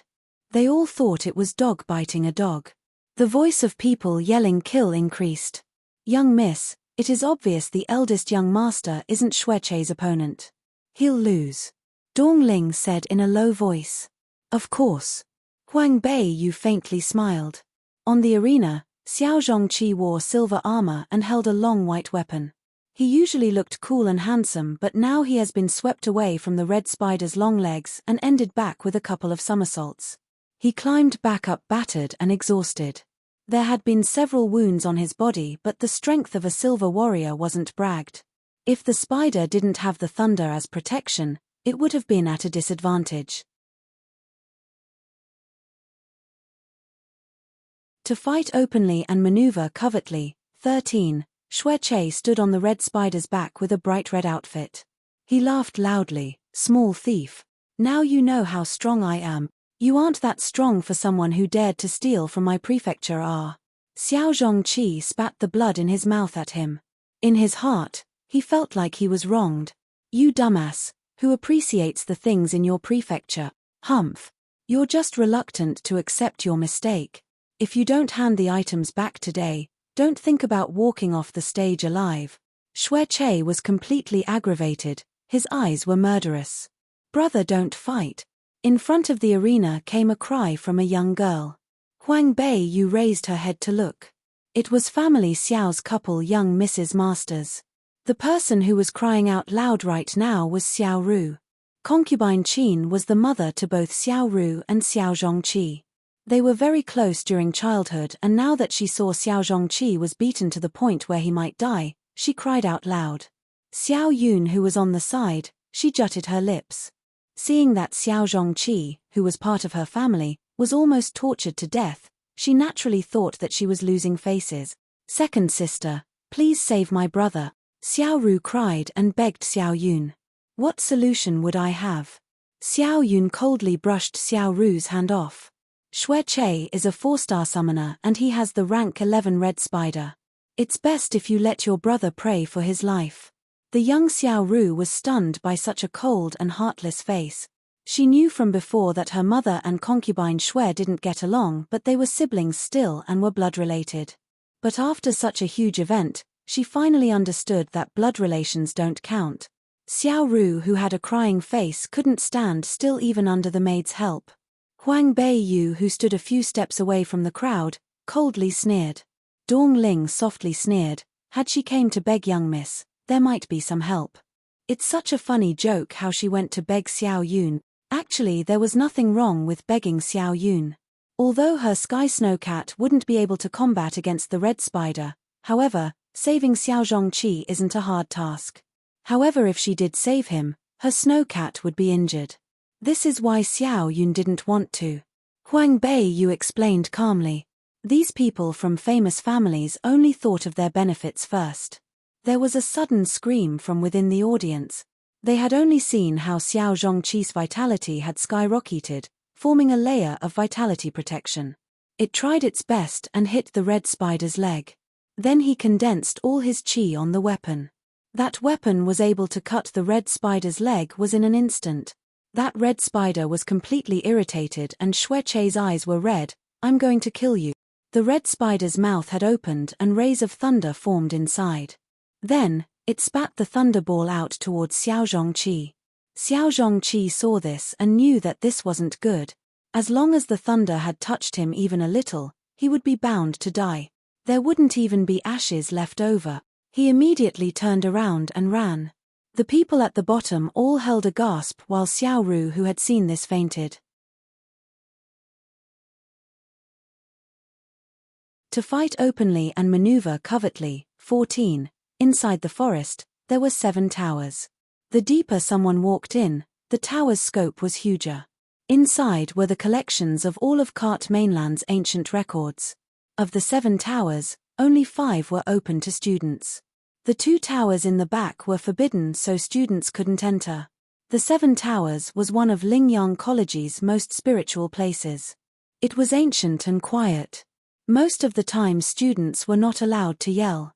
A few of teachers who had seen the battle on the arena had seen that Xiao Zhongqi had run inside, Their eyebrows furrowed and exclaimed seriously, "Don't go inside and cause troubles." But the noise in the arena was too big, so the teachers' voices were drowned out. "Thief, don't even try to escape," Xueche sneered. He ordered the red spider to chase him inside. The huge red spider, its 8 legs moved all together. The red spider spat more a beam of thunder. The battle quickly arrived in front of the 7 towers brick wall. That beam of thunder had destroyed a couple trees in the 7 towers. Now that the red spider's thunder had come closer, the surrounding ground all started to turn yellow. The red spider opened its mouth and spat out beams of thunder which chased after Xiao Zhongqi. That Xiao Zhongqi quickly ran for this life. A few of the teachers' face didn't look good. A few of the advanced level summoners were about to summon their own spiritual beasts to intervene. But at this time, inside the spiritual 7 towers, it started to sway violently. It seemed like the ground had been smashed by something heavy. A few of the students who were weaker fell to the ground due to the shaking. The loud noise had quieted down immediately. That red spider continued to spat out beams of thunder, but after this shaking, it seemed to have remembered something. The huge body had stopped all of a sudden. The beam of the thunder that was bigger than before rang behind Xiao Zhongqi. It had almost caught up when a deep angry scream had come from deep inside the 7 towers. That scream had terrified the people, and everyone who had heard it involuntarily produced the idea of surrendering. That was the type of scream that only the absolute supremacy of the Lord could make. Huang Beiyu pulled on Dong Ling, who wasn't able to stand still and almost fell. She raised her head and trained her eyes in the deep forest's 7 towers. Through her vision, the dense forest suddenly trembled. From the top of the 7 tower came a black dragon flying up. The huge dragon's body almost covered the entire college. The horns on the dragon were powerful and it revealed a cold atmosphere. Under its roar, the flame in the dragon's mouth rushed out, rolling in the direction of the red spider. The rank 11 red spider had already possessed spirituality. Coupled with the contract with human beings and its preliminary spiritual knowledge, once it saw such a powerful dragon, fear had already formed in its heart. It knew that it wouldn't be able to resist it.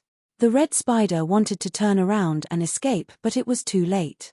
The rolling flame had trapped it inside in an instant. Even Xueche, unfortunately, was trapped inside. Heartbreaking screams, the red spider and Xueche screamed together. That voice could numb someone's heart and make their soul tremble. The fire of punishment. The fire of punishment. No one knew who had yelled that. After that, everyone closed their mouths and stared at the red spider along with Xueche, who was trapped inside the flames. It was more horrible than seeing Xueche killed in one move. The strength of a silver warrior is shocking. The speed at which Xiao Zhongqi was running was really quick, but how could it be quicker than the speed of thunder? Seeing that it had almost caught up to Xiao Zhongqi, there was no way that Xiao Zhongqi was able to run from away the huge mass of thunder. He had already run off the arena and out of the martial arts site. He had climbed over a brick wall and ran into Lingyang College's most famous library, 7 Towers. The history of the 7 Towers was very long. It was a really huge forest surrounded by brick walls. The trees inside compared to the outside were much denser. Under the huge treetop, there would always be students studying. The Honorable Spirit had arrived. 1. The punishment flame is a mysterious legend from Lingyang College. Rumors said that students who had committed a crime would be punished using the punishment flame. This type of fierce flame won't genuinely injure their corporeal body. But as the raging flames burned one's body, it would absolutely bring them pain. This pain is even more painful than the fire from hell. But this punishment only existed in the legends from Lingyang College. No one had actually seen it. Honorable Spirit, please quell your anger. In the distance, an elderly man with a head full of white hair was riding on the spirit beast, the red-crowned crane.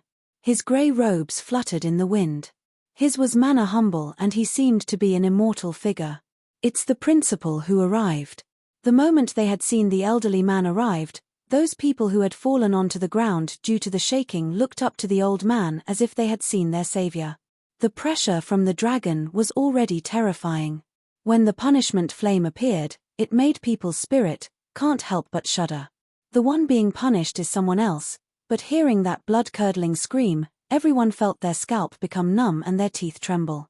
The old and grey-haired principal drove the crane and arrived above the red spider and Shueche's head.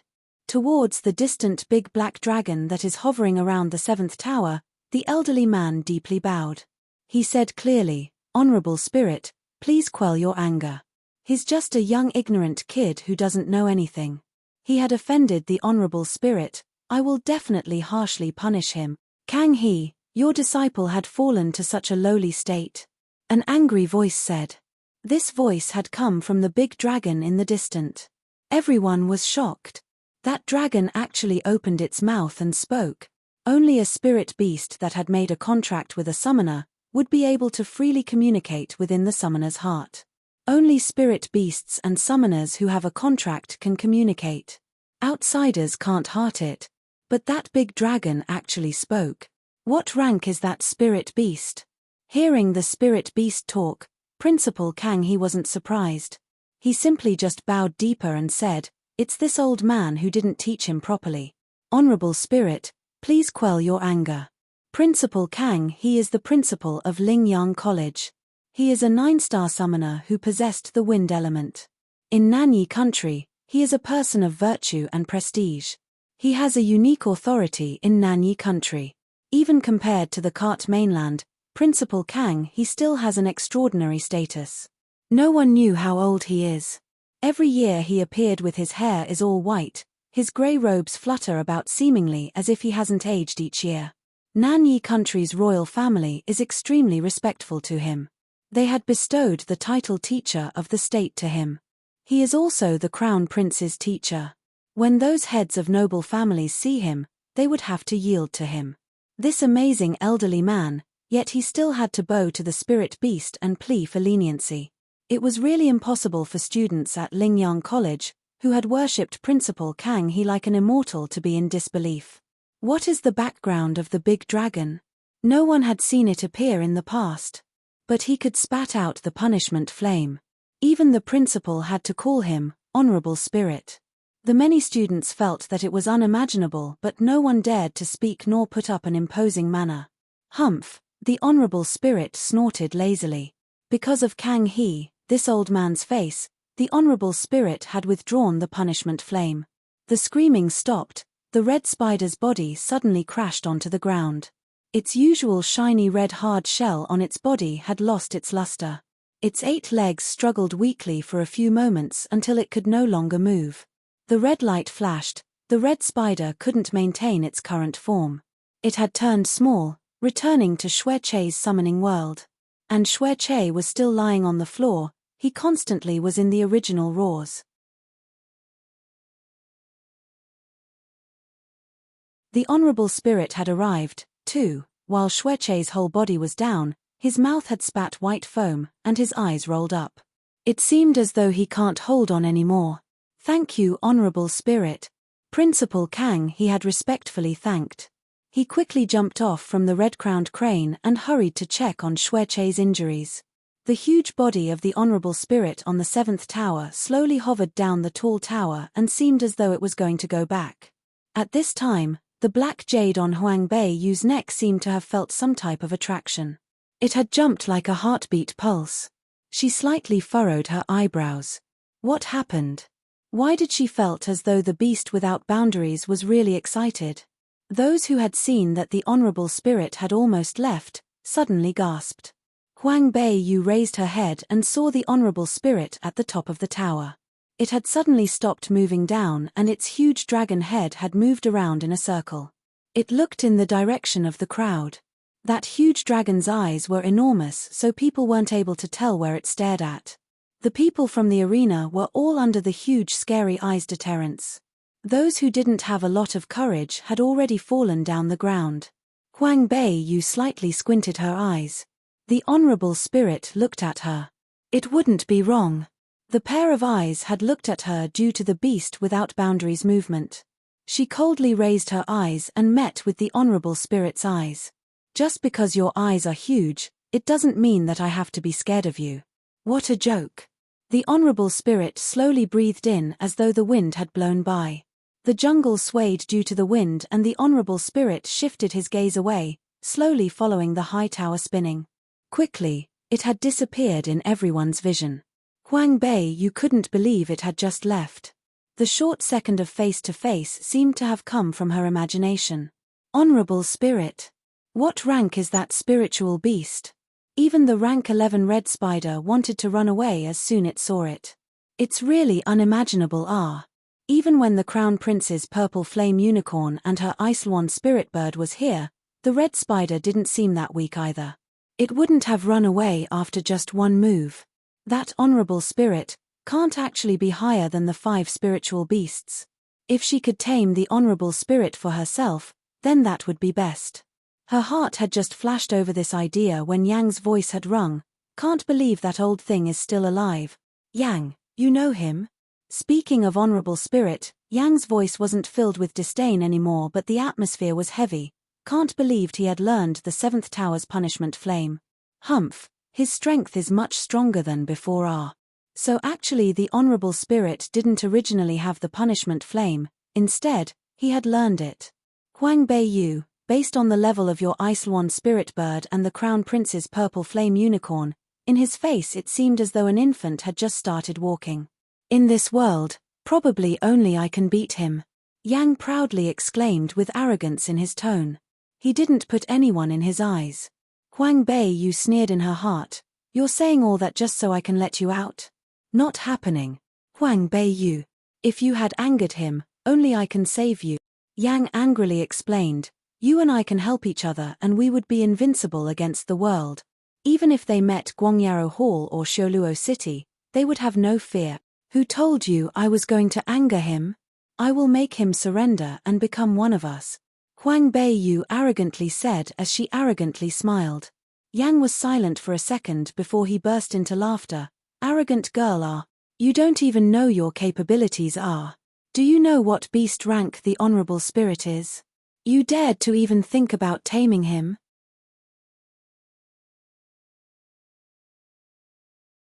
The Honorable Spirit had arrived. 3. Huang Bei Yu had a detailed mind. She noticed how Yang had said beast, not spiritual beast. She couldn't help but to raise her eyebrows and asked, is he not a spiritual beast? Humph, you're a bit smart. Yang coldly humphed. It was really rare for not to show off and talk immediately after rather than to remain quiet. Yang. Huang Bei Yu waited for a while and got a little impatient. When did this thing become so slow? Yang didn't responded and he seemed to be lost in his thoughts. Young Miss, Elder Master was carried out. He seemed to be injured severely. Dong Ling tugged on her clothes. Huang Bei Yu raised her head and looked to see a couple of students had carried Xiao Zhongqi out. His silver armor was burnt off a lot as well as his hair. It became messy. His body contained a couple of wounds as well as on his face. The handsomeness from the usual days was gone. He was carried to the empty ground under the stage and placed next to Xueche. Xueche has already fainted over, but Xiao Zhongqi's conscience was still awake. Bastard. Once he had saw Xueche, Xiao Zhongqi wanted so badly to chop him into pieces. Principal Kang, he had raised his head. Kang, his old eyes had contained a senior person's dignity and a feeling of pressure. Once Xiao Zhongqi had looked at him, he immediately became quiet and didn't dare to make any movements. I need to give Honorable Spirit an explanation of what happened today. When the wounds on the two of you are gone, go to Chan Hui Tang every for 4 hours and kneel there. If you guys still fight again, you are to be immediately expelled. After Principal Kang he had explained, Xiao Zhongqi bowed and agreed. He didn't dare to deny. Xueche was already unconscious, so Principal Kang he had let Angua Gong's people carried him back before he stood up. Xiao Zhongqi held in the pain from his wounds and asked politely, Principal Daran, that Honorable Spirit Daran is. In his heart he was grateful to the Honorable Spirit because if not for the Honorable Spirit's appearance, he would probably be burnt to ashes from the Red Spider's thunder. That powerful Honorable Spirit had led Xiao Zhongqi to be respectful of him. Honorable Spirit is our college's guardian godly beast. He doesn't liked it when people disturbed him, so in the 7 towers, no one is allowed to cause trouble. Do you hear me? Principal Kang, he warned harshly. This time he hadn't been able to stop in time. Thank goodness the Honorable Spirit had only used the punishment flame as a small punishment. If Honorable Spirit is really aggravated, what way out alive would this stupid boy have? Next time the whole Lingyang College might be punished. Yes, this student knows that he is wrong. Xiao Zhongqi humbly admitted his mistake, but in his heart he felt lucky that he wasn't the one that was being too arrogant. Otherwise, had he been burnt by the punishment flame, it would have seemed as though he would have dropped a layer of skin. The other students had all nodded their heads. What a funny joke. After they had saw the Honorable Spirit's punishment flame, who doesn't care about their life and dared to make the Honorable Spirit angry? Huang Bei stood in the back, and after she heard what Principal Kang he had said, the expressionless face had slightly changed. Godly beast. She lowly mumbled. She couldn't held the shock. The 5 spiritual beasts were already at the top of the spiritual beasts. In Kart mainland, they were considered the godly beast level of beasts. Unfortunately, they hadn't become the actual godly beasts. There was a legend about the godly beasts in Kart mainland. It was said that in the endless distance, there were godly beasts that had appeared in the dangerous floating forest. Not only that, godly beasts would never appeared in a place where humans were. If the Honorable Spirit is a godly beast, why is it here at Lingyang College?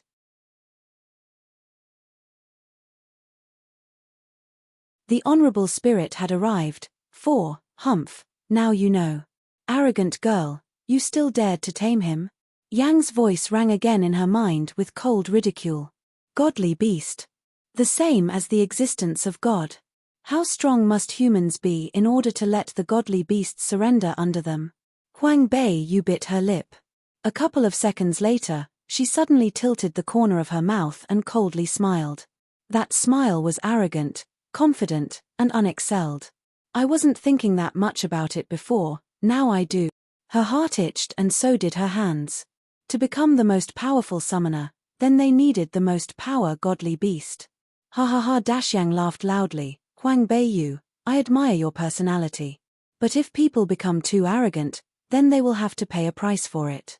I am not scared of any prices. I just needed to be strong enough so that there's nothing that I'm afraid of.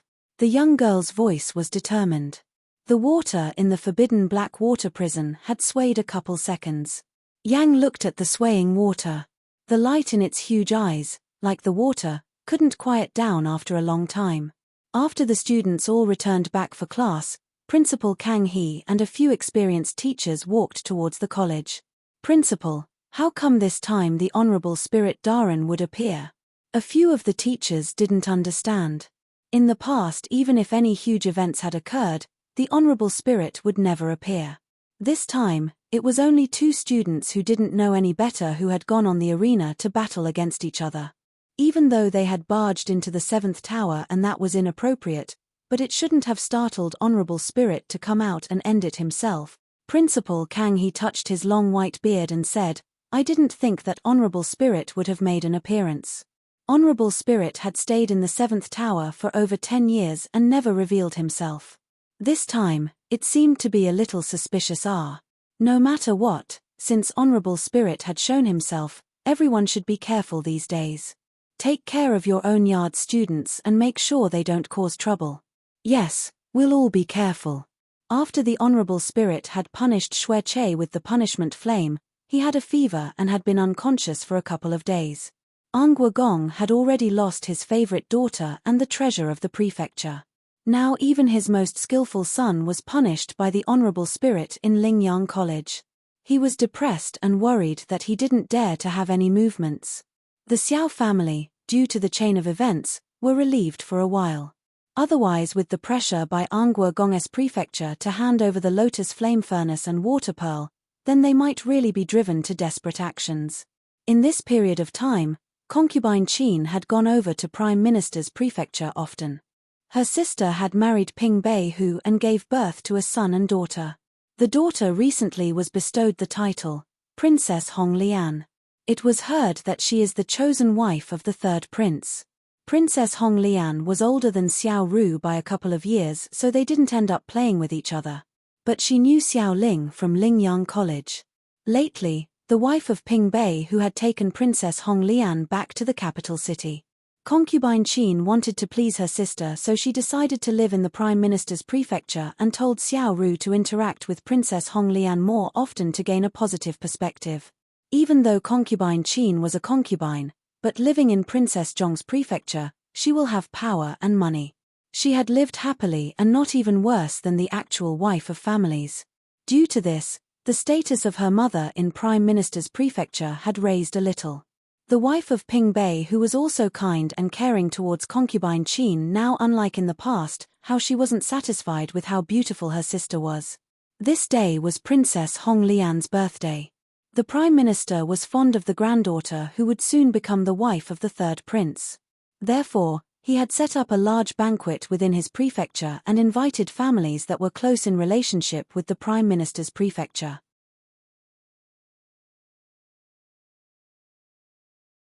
The Honorable Spirit had arrived. 5. These 2 years, due to Concubine Qin, Princess Zhong's prefecture was close with Prime Minister's prefecture, so naturally, they would also join the banquet. Huang Beiyu, at first, planned not to go. However, lately Concubine Qin had been trying to pull her to her side due to Xiao Zhongqi's situation, and plus she didn't have much to do. In the end, she decided to check it out. In the royal court, Beiping, whose prefecture also had some power. Besides, the mother of the third prince was loved, and the Prime Minister's prefecture was also counted as a huge family in Nanyi country. Therefore, for Princess Hong Ling's birthday, those influential officials in the imperial capital had given them face and came. In the backyard, the young misses and masters from different families had gathered together to enjoy the view toward the lake and recited poetry. The wives had also come to enjoy the view and chat about their lives. Huang Beiyu didn't recognize anyone, so she and Dong Ling had sat in the pavilion and drank tea. A place not far from here, a group of young misses and master surrounded the third prince and Meng Hongling, Princess Hongling, to chat. That third prince was handsome. Meng Hongling was also beautiful and behaved generously. Although she was still young, she had revealed her charm and grace. The two of them stood together was like an ideal couple and a match made from heaven. Xiao Yun didn't gather around with the group of people. Instead, she stood with the daughters of concubines that weren't favored and exclaimed, "Those that were born from the first wife were born to be lucky. Sister Yun, you're pretty good too. Even though you're the daughter of a concubine, you're better than the daughter of the first wife in Princess Zhong's prefecture. Unlike us, what we want we don't get. So poor." No one knew which young miss had replied. Xiao Yun was the daughter of a concubine in Princess Zhong's prefecture. However, she was treated differently than other prefectures. She is not only one of the genius in the imperial capital, but she is also favored at home. Not too long ago she was put into an arranged marriage with Anghua Gong's son. These are all things that daughters of concubines would never dare to dream of. If Sister Yun's mother becomes the first wife, then sister will be the first lady. Unfortunately, if Princess Hong Ling became the third prince's wife, Princess Zhong's prefecture's concubine Qin might become the first lady instead due to this layer of relationship. Xiao Yun's eyes flashed and suddenly laughed coldly. It won't be that easy. Her heart suddenly flashed over a great idea, a plan to kill 2 birds with 1 stone. Xiao Yun slowly walked over to where Princess Hong Ling was and saw Xiao Ru, who smiled sweetly at Princess Hong Ling. Her eyebrows wrinkled and pulled Xiao Ru over to say, "Fourth sister, concubine taught you many times. When girls are outside, they need to smile reservedly. Especially when men are also present. Don't let other people think that our prefecture's young misses don't know anything." Xiao Yun had said this in a low voice, but a couple of young misses who had stood close heard it. They all looked at each other, confused. Xiao Ru was still her cousin, so when Princess Hong Ling heard about what Xiao Yun had said, she frowned and exclaimed, "Young Miss Xiao Yun, what do you mean by that?" Xiao Yun was also embarrassed. After all, she is still a young girl who hadn't married. Plus on the side stood a couple of young masters from big families. The third prince was also present. She felt embarrassed to say, so she lowered her voice. In the past concubine Qin was young and didn't understand a lot of things, so she made mistakes. I'm just scared that fourth sister might follow in her footsteps, so I remind her often to know her etiquette and to be graceful. not to overstep the line. After Xiao Yun's statement, everyone had understood. Everyone that had heard, who didn't understand. In the past, the Prime Minister's prefecture had a young miss who was the daughter of a concubine. She wasn't well known, but one time at the palace banquet, she openly seduced the emperor's brother-in-law and was caught in public, which made the emperor and empress dowager furious.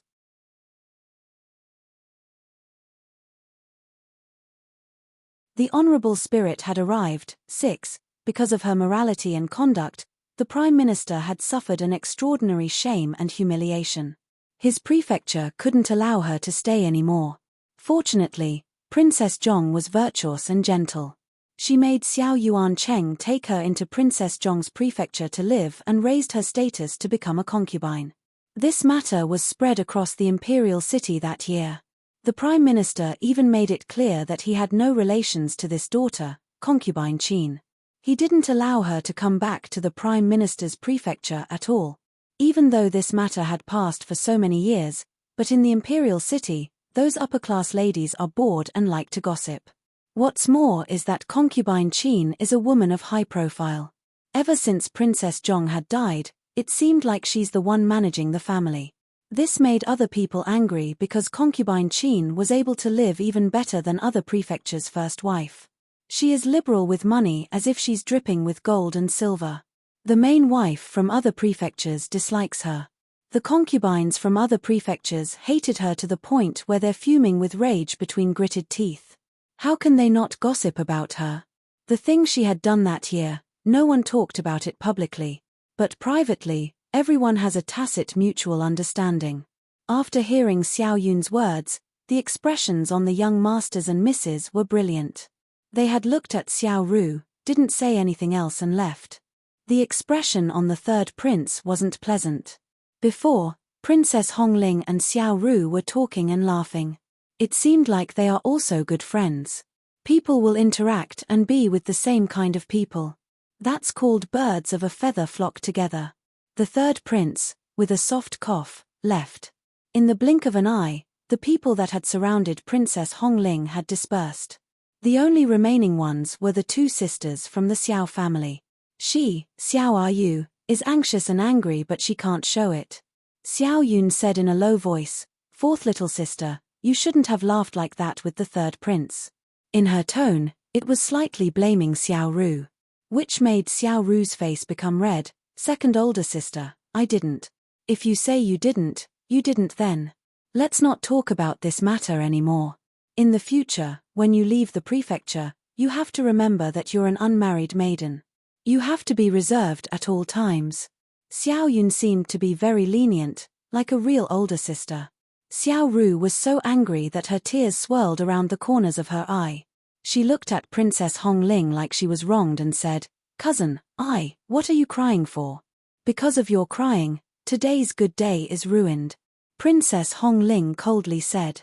Concubine Qin's matter, she had heard about it before at the ladies' chamber.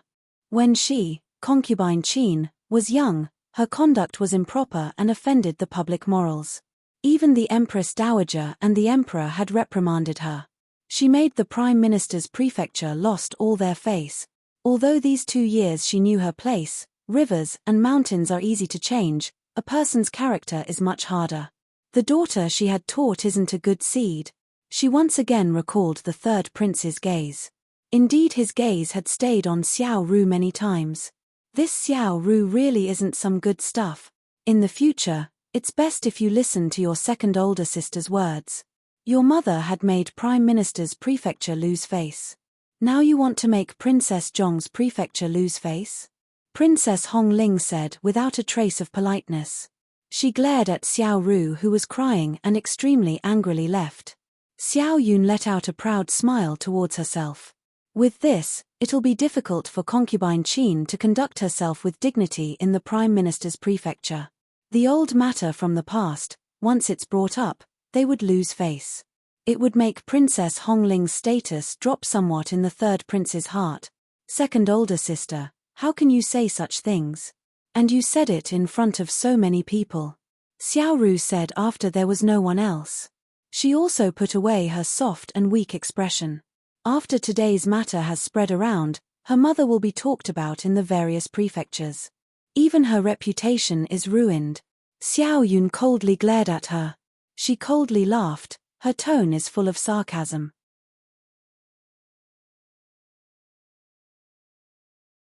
The honorable spirit had arrived. 7.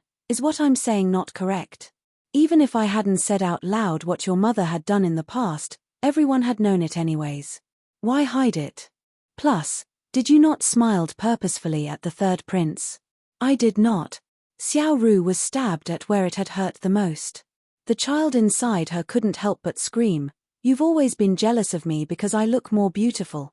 My personality is also better than yours. Everyone likes me, that's why you're trying to slander me." After she had shouted that, the noble ladies and young Miss Masters that were nearby all turned around and stared at her. Xiao Ru's face slowly became red while Xiao Yun smiled as she shook her head. Not saying anything more, she turned around and left. Such a dumb girl. She's brave but she has no brains, just like concubine Qin. All they knew was to chat and chat, now they know they were losing faces. Huang Bei, you laughed for so long in the pavilion. Like mother like daughter. Concubine Shui and Xiao Yun belonged to the group of people that like to play tricks. On the other hand, concubine Qin, Xiao Zhongqi, and Xiao Ru were the types of people who get angry easily and like to show off. When the yin and yang meet, things were bound to be interesting. Xiao Ru had been scolded randomly, and when she walked over to the pavilion, she saw Huang Beiyu who sat there faintly smiling. She had held a stomach of anger. If she wasn't the daughter of a concubine, who dared to ridicule her? Dongling was a clever girl. She looked at Huang Beiyu and walked up to say, "Fourth young miss, why are you so mad?" Even though the second young miss can be unreasonable, but she is still the daughter of someone who came from a village. Fourth young miss, don't be mad over these people. Otherwise, you would be dropping your status down to them. After that was said, Xiao Ru felt a little better in her heart. Her perspective of Huang Beiyu was better. She sat down and took the cup of tea delivered by Dongling. She faintly exclaimed, "Third older sister, you had seen her actions too. What benefit does it give to Princess Zhong's prefecture for ruining my mother's reputation?" Well, Princess Zhong's prefecture isn't that big of a deal, just that sister had been wronged. Huang Beiyu smiled faintly. Dongling immediately added on, "The fourth young miss is much more beautiful than the second young miss. You have a talent for martial arts. Our Nanyi country honors martial arts the most. The accomplishments that the fourth young miss makes won't be any less than the second young miss. As long as the reputation isn't bad, in the future for the second lady's marriage, our lady will go ask the emperor. The marriage won't be any worse than Princess Hongling." Xiao Ru's heart jumped harshly. Not any worse than Princess Hongling's, then she also has hope to become a wife for a prince. Third sister, I'm the daughter of a concubine. How would I dare to think that much? Xiao Ru was impulsive. Her face had revealed how excited she was even though she had worded it humbly. What's wrong with being the daughter of a concubine? Nanyi country always respected the strongest. Fourth sister, do you not believe in your strength? Huang Beiyu calmly stated. Xiao Ru softly bit on her lips and thought in her heart, if her mother hadn't done that shameful thing in the past, then based on the Prime Minister's prefecture's influence and her strength, even if she was the daughter of a concubine, she would stand out among the others. Dongling saw her, Xiao Ru's, thoughts and looked towards Huang Beiyu. Dongling stated, "Fourth young miss, you had cried earlier. Your face is dirty. How about this maid goes with you to wash your face?" These aristocratic young misses all value their appearances greatly. Once she had heard that her face was dirty, she immediately became worried and nodded her head quickly. Third sister, excuse me for a second. Go ahead. Huang Beiyu peered at Dongling. Dongling understood and knew what she had to do.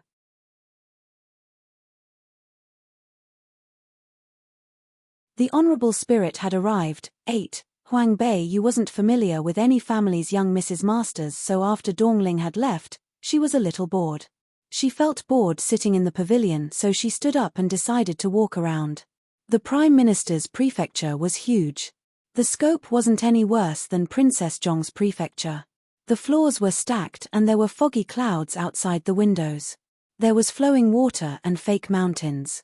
The scenery was peculiar. Huang Bei Yu disliked walking in places where there were many people. She enjoyed the peace and would move to quiet places once many people were gathered in one place. Her footsteps were like a cat, making no sounds at all. After she had walked for a while, she had no idea where she was. She wanted to follow the path back when she heard a low voice. Prime Minister Qi, the third prince isn't up to our expectations. This might not benefit our big goal. The third prince has a weak personality. He will not be able to help us reach our big goal. Huang Bei Yu sneakily hid behind a fake rock and heard the people discussing. Well, what solutions do we have today? The third prince is from a noble birth. Besides him, whose family can be compared with Empress Yun? A dignified voice rang. Huang Bei Yu recognized the voice. It was the royal court's Prime Minister Qi. Earlier he had walked over and talked with Princess Hongling, so she remembered the voice. Prime Minister Qi, there is still the first prince by the imperial concubine. Prince Jing. A person sneered.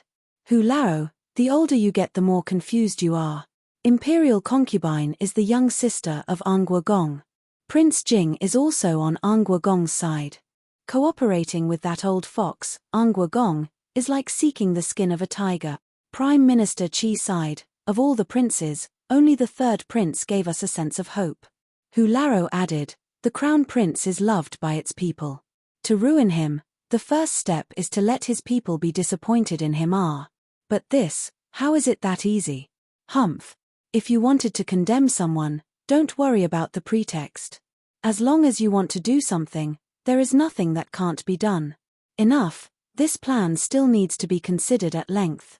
There are still many noble guests in the front. Let's go over there now. Prime Minister Qi exclaimed seriously. The footsteps rang and Huang Bei Yu quickly flashed over to the other side of the fake rock.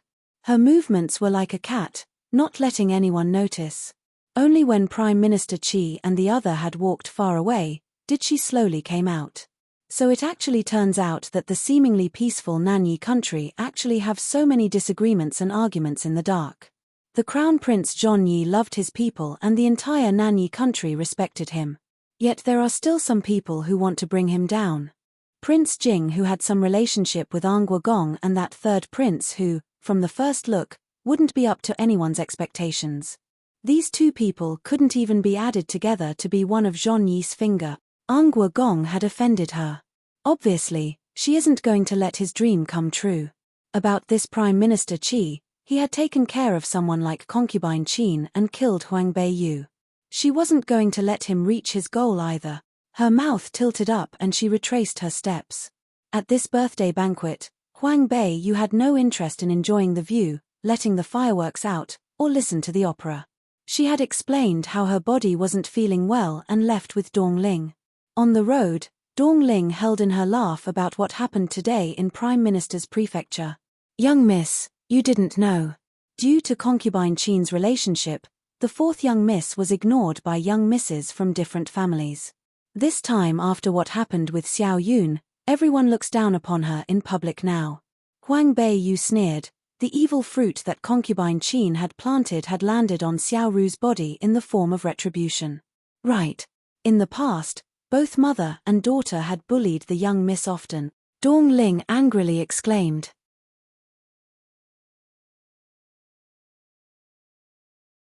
The honorable spirit had arrived. 9. Huang Bei Yu knew in her heart that the last time she had knelt in the ancestral hall was because of Xiao Ru, who often came to find her problems.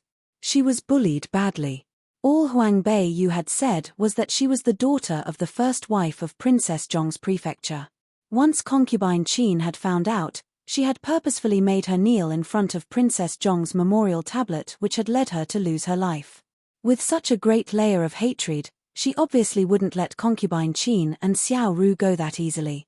Young miss, this time, we need to let concubine Qi and the others suffer greatly. Don't worry. Huang Bei Yu smiled calmly. She raised her head and saw the tall 7 towers that were about to reach the clouds in Lingyang College. Her heart had suddenly jumped. She hadn't made sense with a lot of things about the honorable spirit.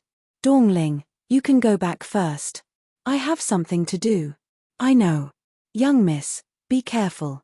Dongling nodded her head. Lately, Huang Bei Yu had left and gone out more frequently. Dongling was already confident in Huang Bei Yu's strength. She never looked at her like the weak young miss she was before.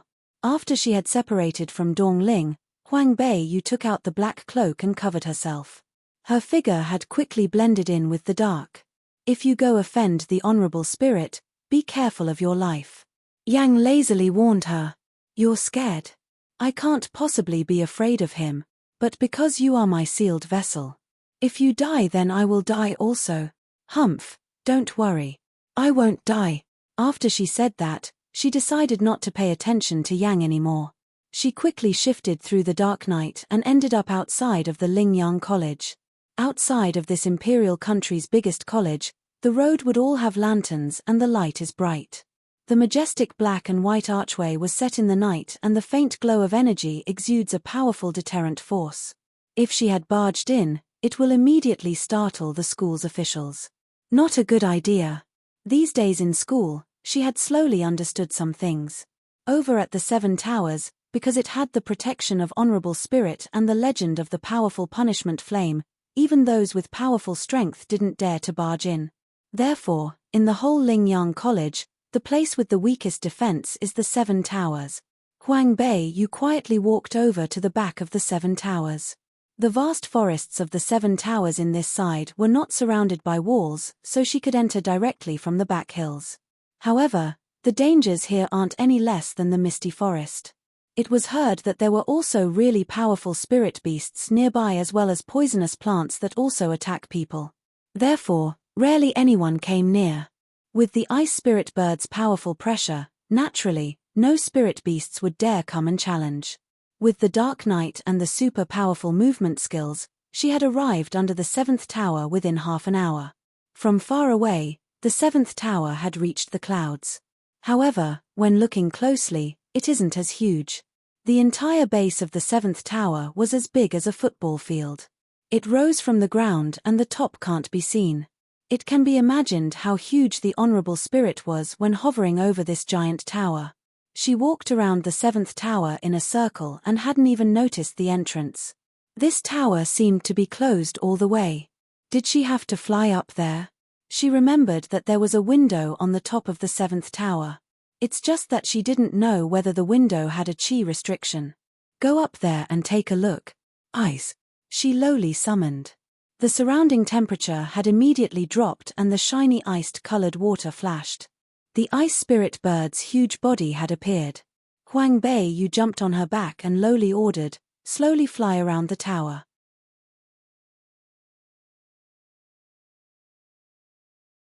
The honorable spirit had arrived. 10. The Ice-Swan spirit bird had heard that and slowly flapped its wings, which brought on a small wind. The tree branches nearby had swayed a little bit when they had flown up. It slowly flew up, going around the tower. After it had hovered for a while, Huang Bei Yu noticed that one of the windows was open. The slight flow of qi indicated there was a qi restriction, but it had seemed to be destroyed by something already. She softly jumped up and grabbed onto the windowsill. She reached in and had just placed her head in when there was a sudden gust of wind. Huang Bei Yu reacted quickly and moved her body back, flexibly jumping on the Ice-Swan spirit bird's back. At this time, the Ice-Swan spirit bird had opened its mouth and shot an ice arrow in. However, the moment when the ice arrow had shot in, a hot purple flame had also poured out. It was fierce and powerful. The huge wings of the Ice-Swan spirit bird had flapped and flew upwards. The purple flame spurted from under the feet and disappeared quickly in the night.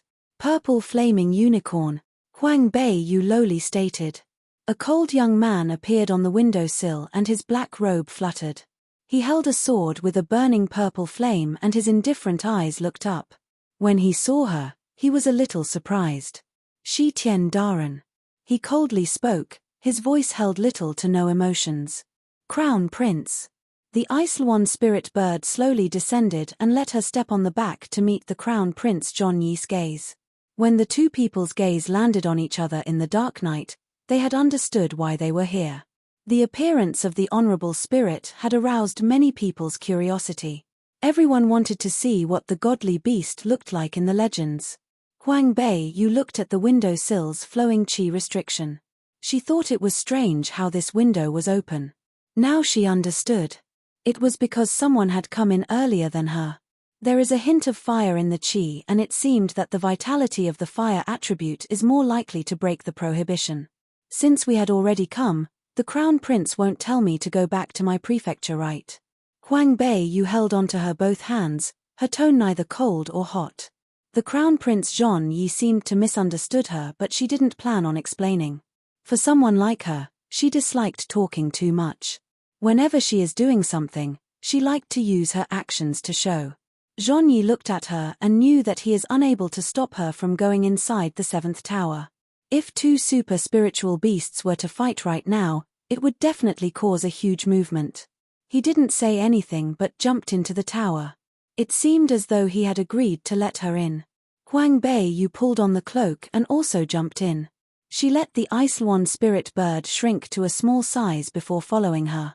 Inside the tower, it was completely black. Huang Bei Yu took out a luminous stone from the space ring. She had stared as Zhon Yi had used the purple flaming unicorn to make a small fire torch. She couldn't help but look at her luminous stone. Compared with the purple flame, her luminous stone was obviously more unpresentable. If only the Icelwan spirit bird could also glow. With the light, the wide space in the tower was slowly illuminated and exposed to them. On the four sides of the walls contained numerous grids.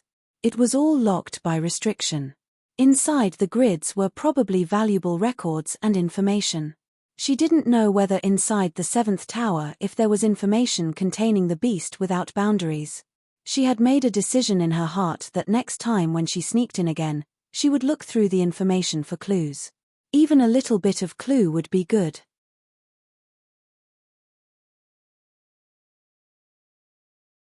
The punishment flame, 1. Besides the small grids, there was nothing inside the tower. The high dome gave off an invisible pressure. She raised the luminous stone and shined it around. She noticed that there were many strange pictures that were sculpted on the walls and ceilings. They couldn't understand anything. The heavy atmosphere flowed through every corner of the tower, which led people's mood to unconsciously become more serious. The faint purple flame was in the front.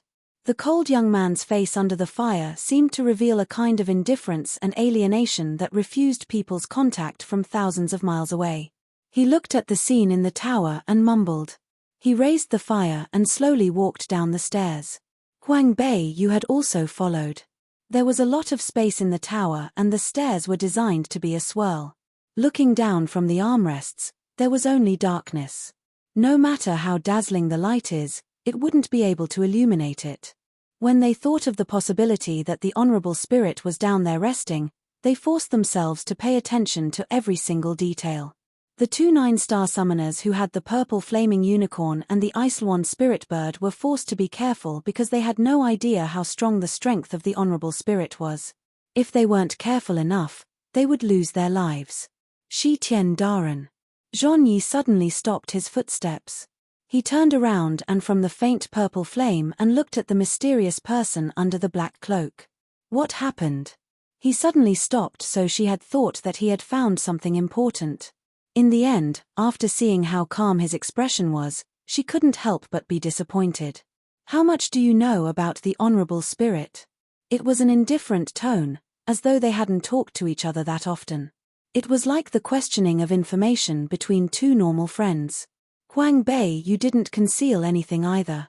At this point, the more information they knew, the more it will benefit them. I only know that he is a godly beast.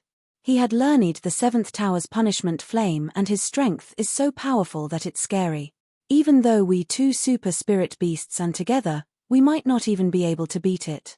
Zhon Yi slightly nodded his head. When he had heard that the Honorable Spirit had learned the punishment flame, his eyes had shined. The punishment flame is a supreme existence in the Lingyang College.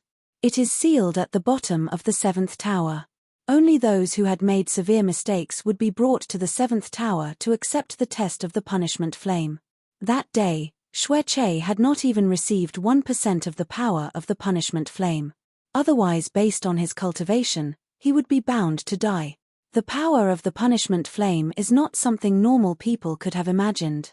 There were some people who had rumored that the imperial capital of Nanyi country's Linhuai city is the most unbreakable city of Kart mainland. It was not because of anything else, but because of the existence of the punishment flame. If the country had changed, as long as there isn't a change in the world, the punishment flame is the most powerful weapon. That honorable spirit was actually able to learn the punishment flame. What level is that godly beast? Crown Prince, how come the honorable spirit had become Lingyang College's guardian godly beast? This reason, probably no one knows. I only know that he had appeared in the 7th tower 12 years ago. The powerful existence led no one to deny him. Due to this, Principal Kang he had allowed the honorable spirit to live in the 7th tower. Huang Bei Yu slightly furrowed her eyebrows. Due to the black cloak, Zhonyi wasn't able to see that movement. However, in her heart she began to had a slight idea. 12 years ago, Huang Bei Yu had turned 12 this year as well. In her body, it had sealed Yang this unknown powerful spirit beast.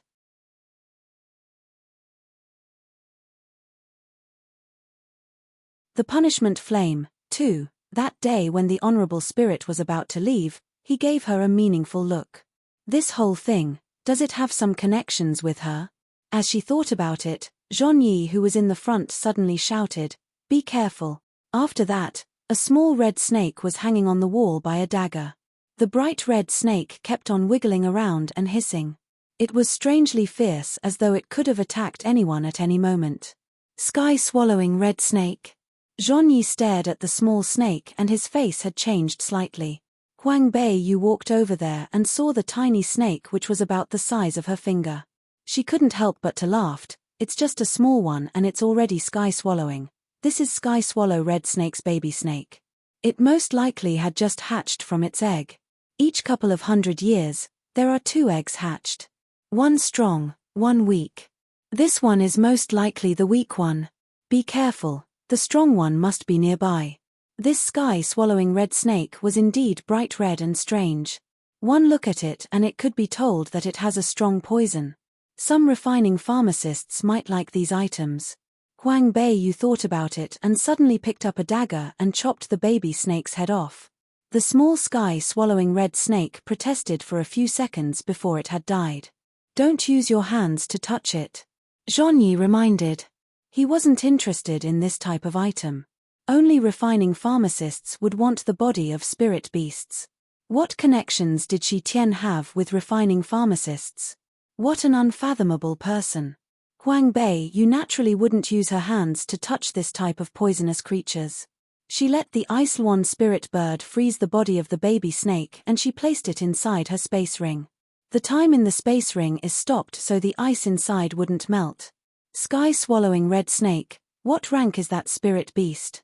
She didn't know that much about the world's spirit beasts levels. In the past, Huang Bei Yu stayed in the prefecture so she didn't know that much about the outside world. Zhongyi looked at her again and thought she was even stranger. A strong 9-star summoner didn't know what rank a sky-swallowing red snake was. She didn't seem to understand that much of what happened in Kart mainland. Was she not from Kart mainland? If it was a powerful person from another world, then it could be explained. Zhongyi, while walking, had explained to her, sky-swallowing red snake, super rank spirit beast. However, when it is grown up, it would evolve into godly beasts. But there didn't seem to be an adult sky-swallowing red snakes nearby. Why is that? If there's a baby snake here, then the adult sky-swallowing red snake should be nearby to protect it. 2 godly beasts can't possibly be next to each other at the same time. One mountain doesn't allow 2 tigers. Zhonyi halted before saying, plus, the egg of the sky-swallowing red snake can only be hatched after 10 years. The 2 eggs that were here were most likely brought from different places by the honorable spirit. So that's why. Huang Bei Yu nodded her head. What's the matter with the honorable spirit? Why did he bring the 2 sky-swallowing red snake's eggs here? He is already a godly beast. Does he want to train another godly beast? One mountain can't have 2 tigers. The godly beasts have an overbearing world. The 2 people walked down the stairs. Their surrounding was still dark. Looking down from the stairs, It seemed to be covered with a darkness that never melted, as though there was no end to this. Huang Bei had calculated in her heart that based on the distance they had traveled, they should have reached the bottom of the 7th tower and they had gone down at least half the height of the tower. But now it seemed like they couldn't touch the place where the honorable spirit was at. They couldn't feel the pressure of the godly beast at all.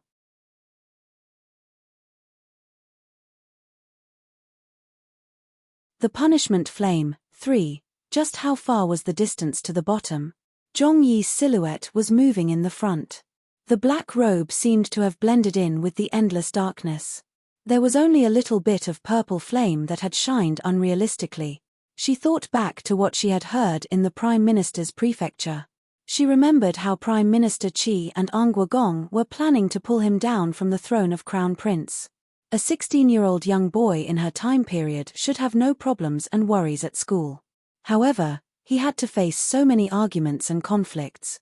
Huang Bei softly sighed. She all of a sudden wanted to tell him how it was an accident that day when she had walked with Xue Che. But before she could have spoken, Zhongyi's footsteps had stopped.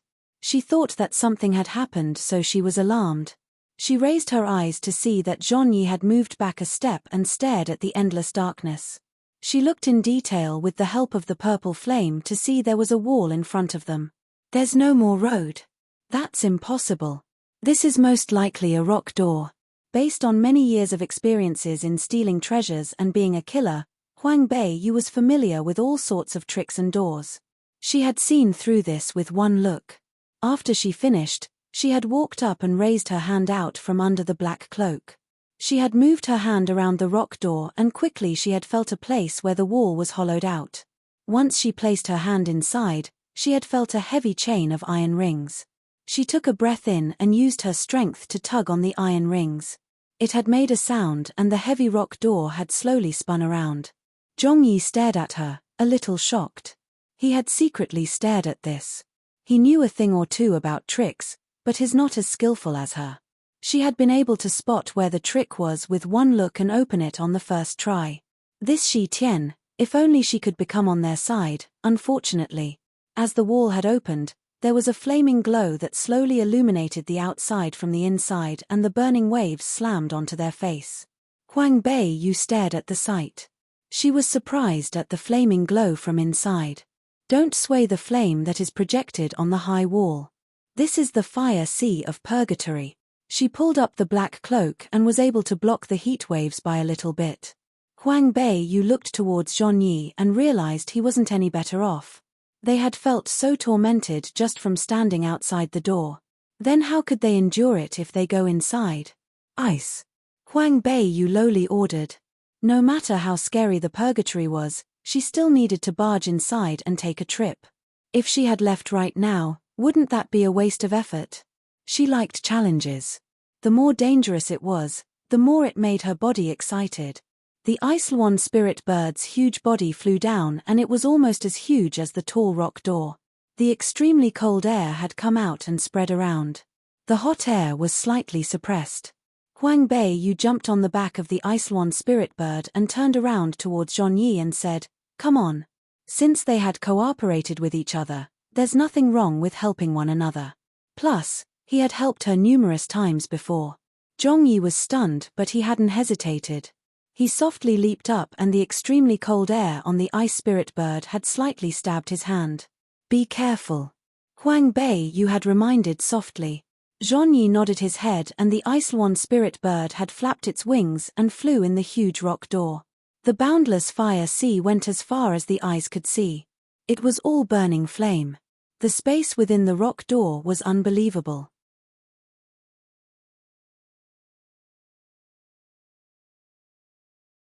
The punishment flame, 4, the endless sea of fire, as far as the eye could see, contained fierce flame. The space in the rock door was unbelievable. Huang Bei thought that just with one glance, the blood in her body would circulate and pound hard. This is the punishment fire. Huang Bei was shocked by the scene in front of her. She thought that she had come into another world and the endless fire is the only thing that existed in this world. No. Zhongyi slightly shook his head. The punishment fire is deeper inside. These are just the peripheral barriers. Huang Beiyu was slightly surprised in her heart. The power of these flames was stronger than the normal ones. She had felt it, and even the Iceland spirit bird which had flown high above the sea of fire had struggled. Compared to the rolling flame, the huge Iceland spirit bird was as small as an ant in this whole fire. Hula! A huge flame in the sea of fire swelled up, just below them. The wings of the ice spirit bird had flapped harder and flew higher to avoid the flames. However, a few sparks had splashed which left a couple black dots on the ice spirit bird's white like snow body. Ice, fly higher. The space above is very wide, but the boundless darkness is somewhat chilling. However, it is better than being burnt into a roast bird by the flame. The Iceland spirit bird listened to the order and immediately flew higher. Zhonyi's black eyes had swept around the boundless sea of fire a couple of times, and there wasn't any strong pressure within which led people to feel a little more relieved. The flames below tumbled from time to time. But with the past experience, the Iceland spirit bird knew how to avoid it. Huang Beiyu, don't go further. The voice of Yang in her heart suddenly rang and the tone contained warning. What did you feel? Huang Beiyu wrinkled her eyebrows slightly, not having the intentions to quit. In her dictionary, there was no word like afraid in it. Honorable spirit is in the front, Yang mumbled. He is taking a nap right now, so he hadn't noticed you guys yet. However, the honorable spirit never liked people to disturb his nap. Otherwise, you guys won't be able to endure his anger. Nap? What does that mean? Yang humphed and replied, what it means is that he is at a stage of a breakthrough. If you guys interrupted his breakthrough, do you think he will let you guys go? He would probably go through great extents to kill the both of you guys, puny 9-star summoners. Puny 9-star summoners. Huang Beiyu frowned. 9-star summoners were considered at the top of the most powerful people. Even today, it is rarely heard of anyone stronger than 9-star summoners that had appeared. But from Yang's mouth, they had become puny 9-star summoners. This thing, does he have to be so arrogant? However, it is true that the honorable spirit's anger would be big if they had interrupted his stage of a breakthrough. If it was her and her stage of breakthrough had failed because someone had disturbed her, she would go through any extent to make them pay the price. Therefore, after she heard Yang's statement, Huang Beiyu had turned around and explained to Zhonyi, honorable spirit might be napping from a place not far from here. If we had disturbed him, the consequences can't be imaginable. After she had told him about the dangers in front, whether he chose to go or not was his problem. She couldn't joke around with a person's life. Zhonyi's eyebrows are wrinkled. He wanted to speak when the sea of fire below them had shaken, and right after, came a furious yell not far from here.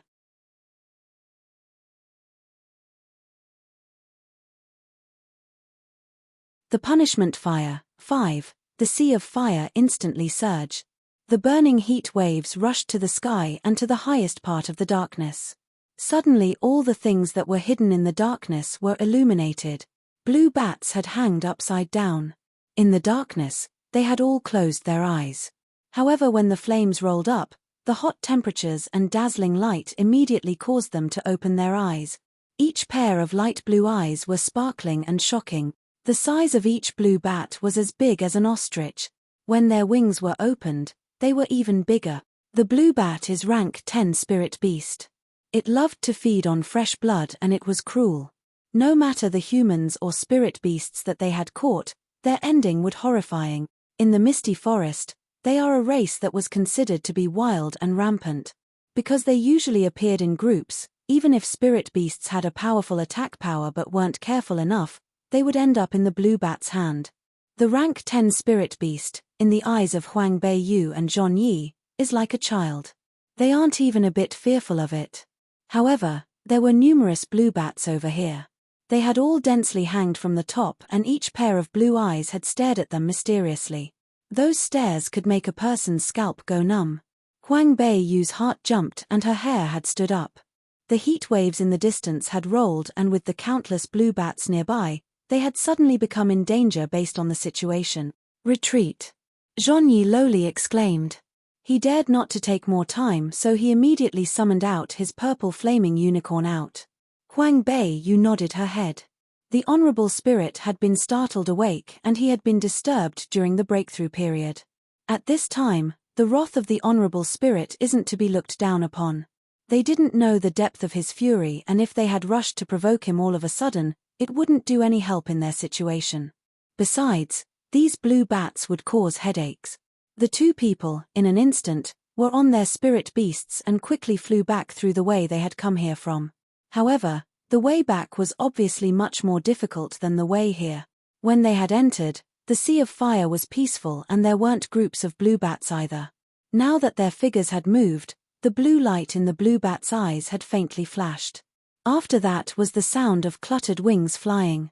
Countless blue bats flew off from the top. They were tempted by the taste of fresh blood from the two living humans. These blue bats were energetic and hyped, chasing after them. In the fire below, there were huge waves because of the Honorable Spirit's anger. Zhonyi had turned around and in his hands, the violet flashing sword had appeared. The sword had condensed and he swung it backward. A purple fire had immediately burned off a huge group of blue bat. Huang Bei had called it a good one in her heart. However, almost immediately, she had lowly scolded. A group of blue bats was burnt, but then more blue bats were after them. It was a huge number. If they had chosen to fight with them, they would definitely waste too much vitality. If at this time they hadn't reached the exit and the Honorable Spirit had caught up, then they would really be unlucky. Don't care about them. Keep moving forward. Huang Bei yelled loudly and urged the Ice-Swan Spirit Bird to fly forward at the quickest speed. Zhonyi had gotten the message and stopped battling against them. After the sword had swung back and burned a group of blue bats, he stopped looking back. Their speed, in the eyes of ordinary masters, is almost in an incredible realm, but at this juncture of life and death, it felt incredibly slow.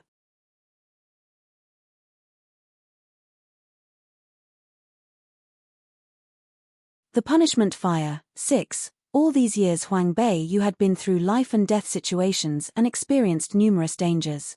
She had already perfected the skill of keeping her expressions neutral. No matter how dangerous it was, she was able to keep her head calm. When they had come in, the rock door was almost in their gaze.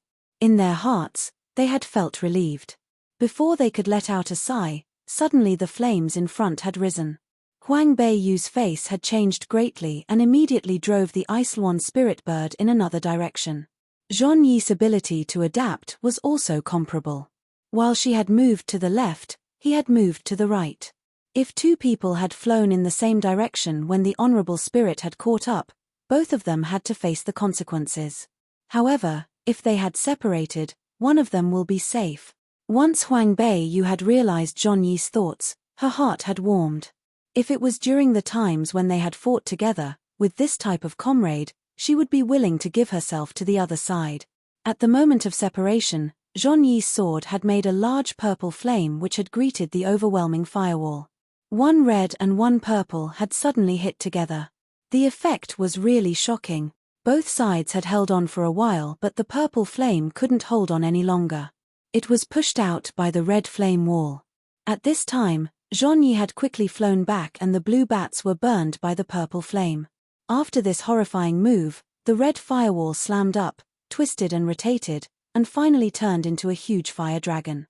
It had screamed and the whole fire sea purgatory was shaken. It had appeared. Huang Beiyu had let out a cold gasp. So the body of the Honorable Spirit was that huge when it was up in close distance. It was terrifying. Yang had said in her heart, "Humph. What are you being stunned for? The Crown Prince Zhonyi had shifted the Honorable Spirit's attention away from you. Leave already. Leave." Huang Beiyu was stunned. She had never thought of leaving, especially leaving a person who would sacrifice for her behind. She had no idea what type of feelings Zhonyi had done this out of. He had still thought that Shi Tian had relied on help from Anguogong Prefecture. However, at that moment, he had not even thought about it before he flew in the opposite direction as her and made a move first which grabbed the Honorable Spirit's attention. This great kindness, how could she run away first? "Huang Beiyu, don't be dumb. You want to die," Yang strictly said. It could be heard that he's extremely mad. "Humph, it's you who is scared of death." Huang Beiyu sneered. "If you don't want to die, Then come help. I can't come out every time. Last time when I came out, Huang Bei Yu. Yang had screamed loudly, but it was too late.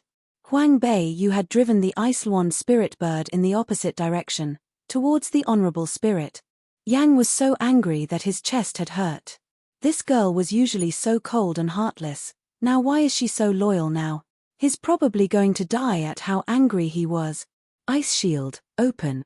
Under the cloak, the voice of the girl screamed firmly, and it seemed clear and moving in the roar of the burning blazing flame and the anger of the honorable spirit.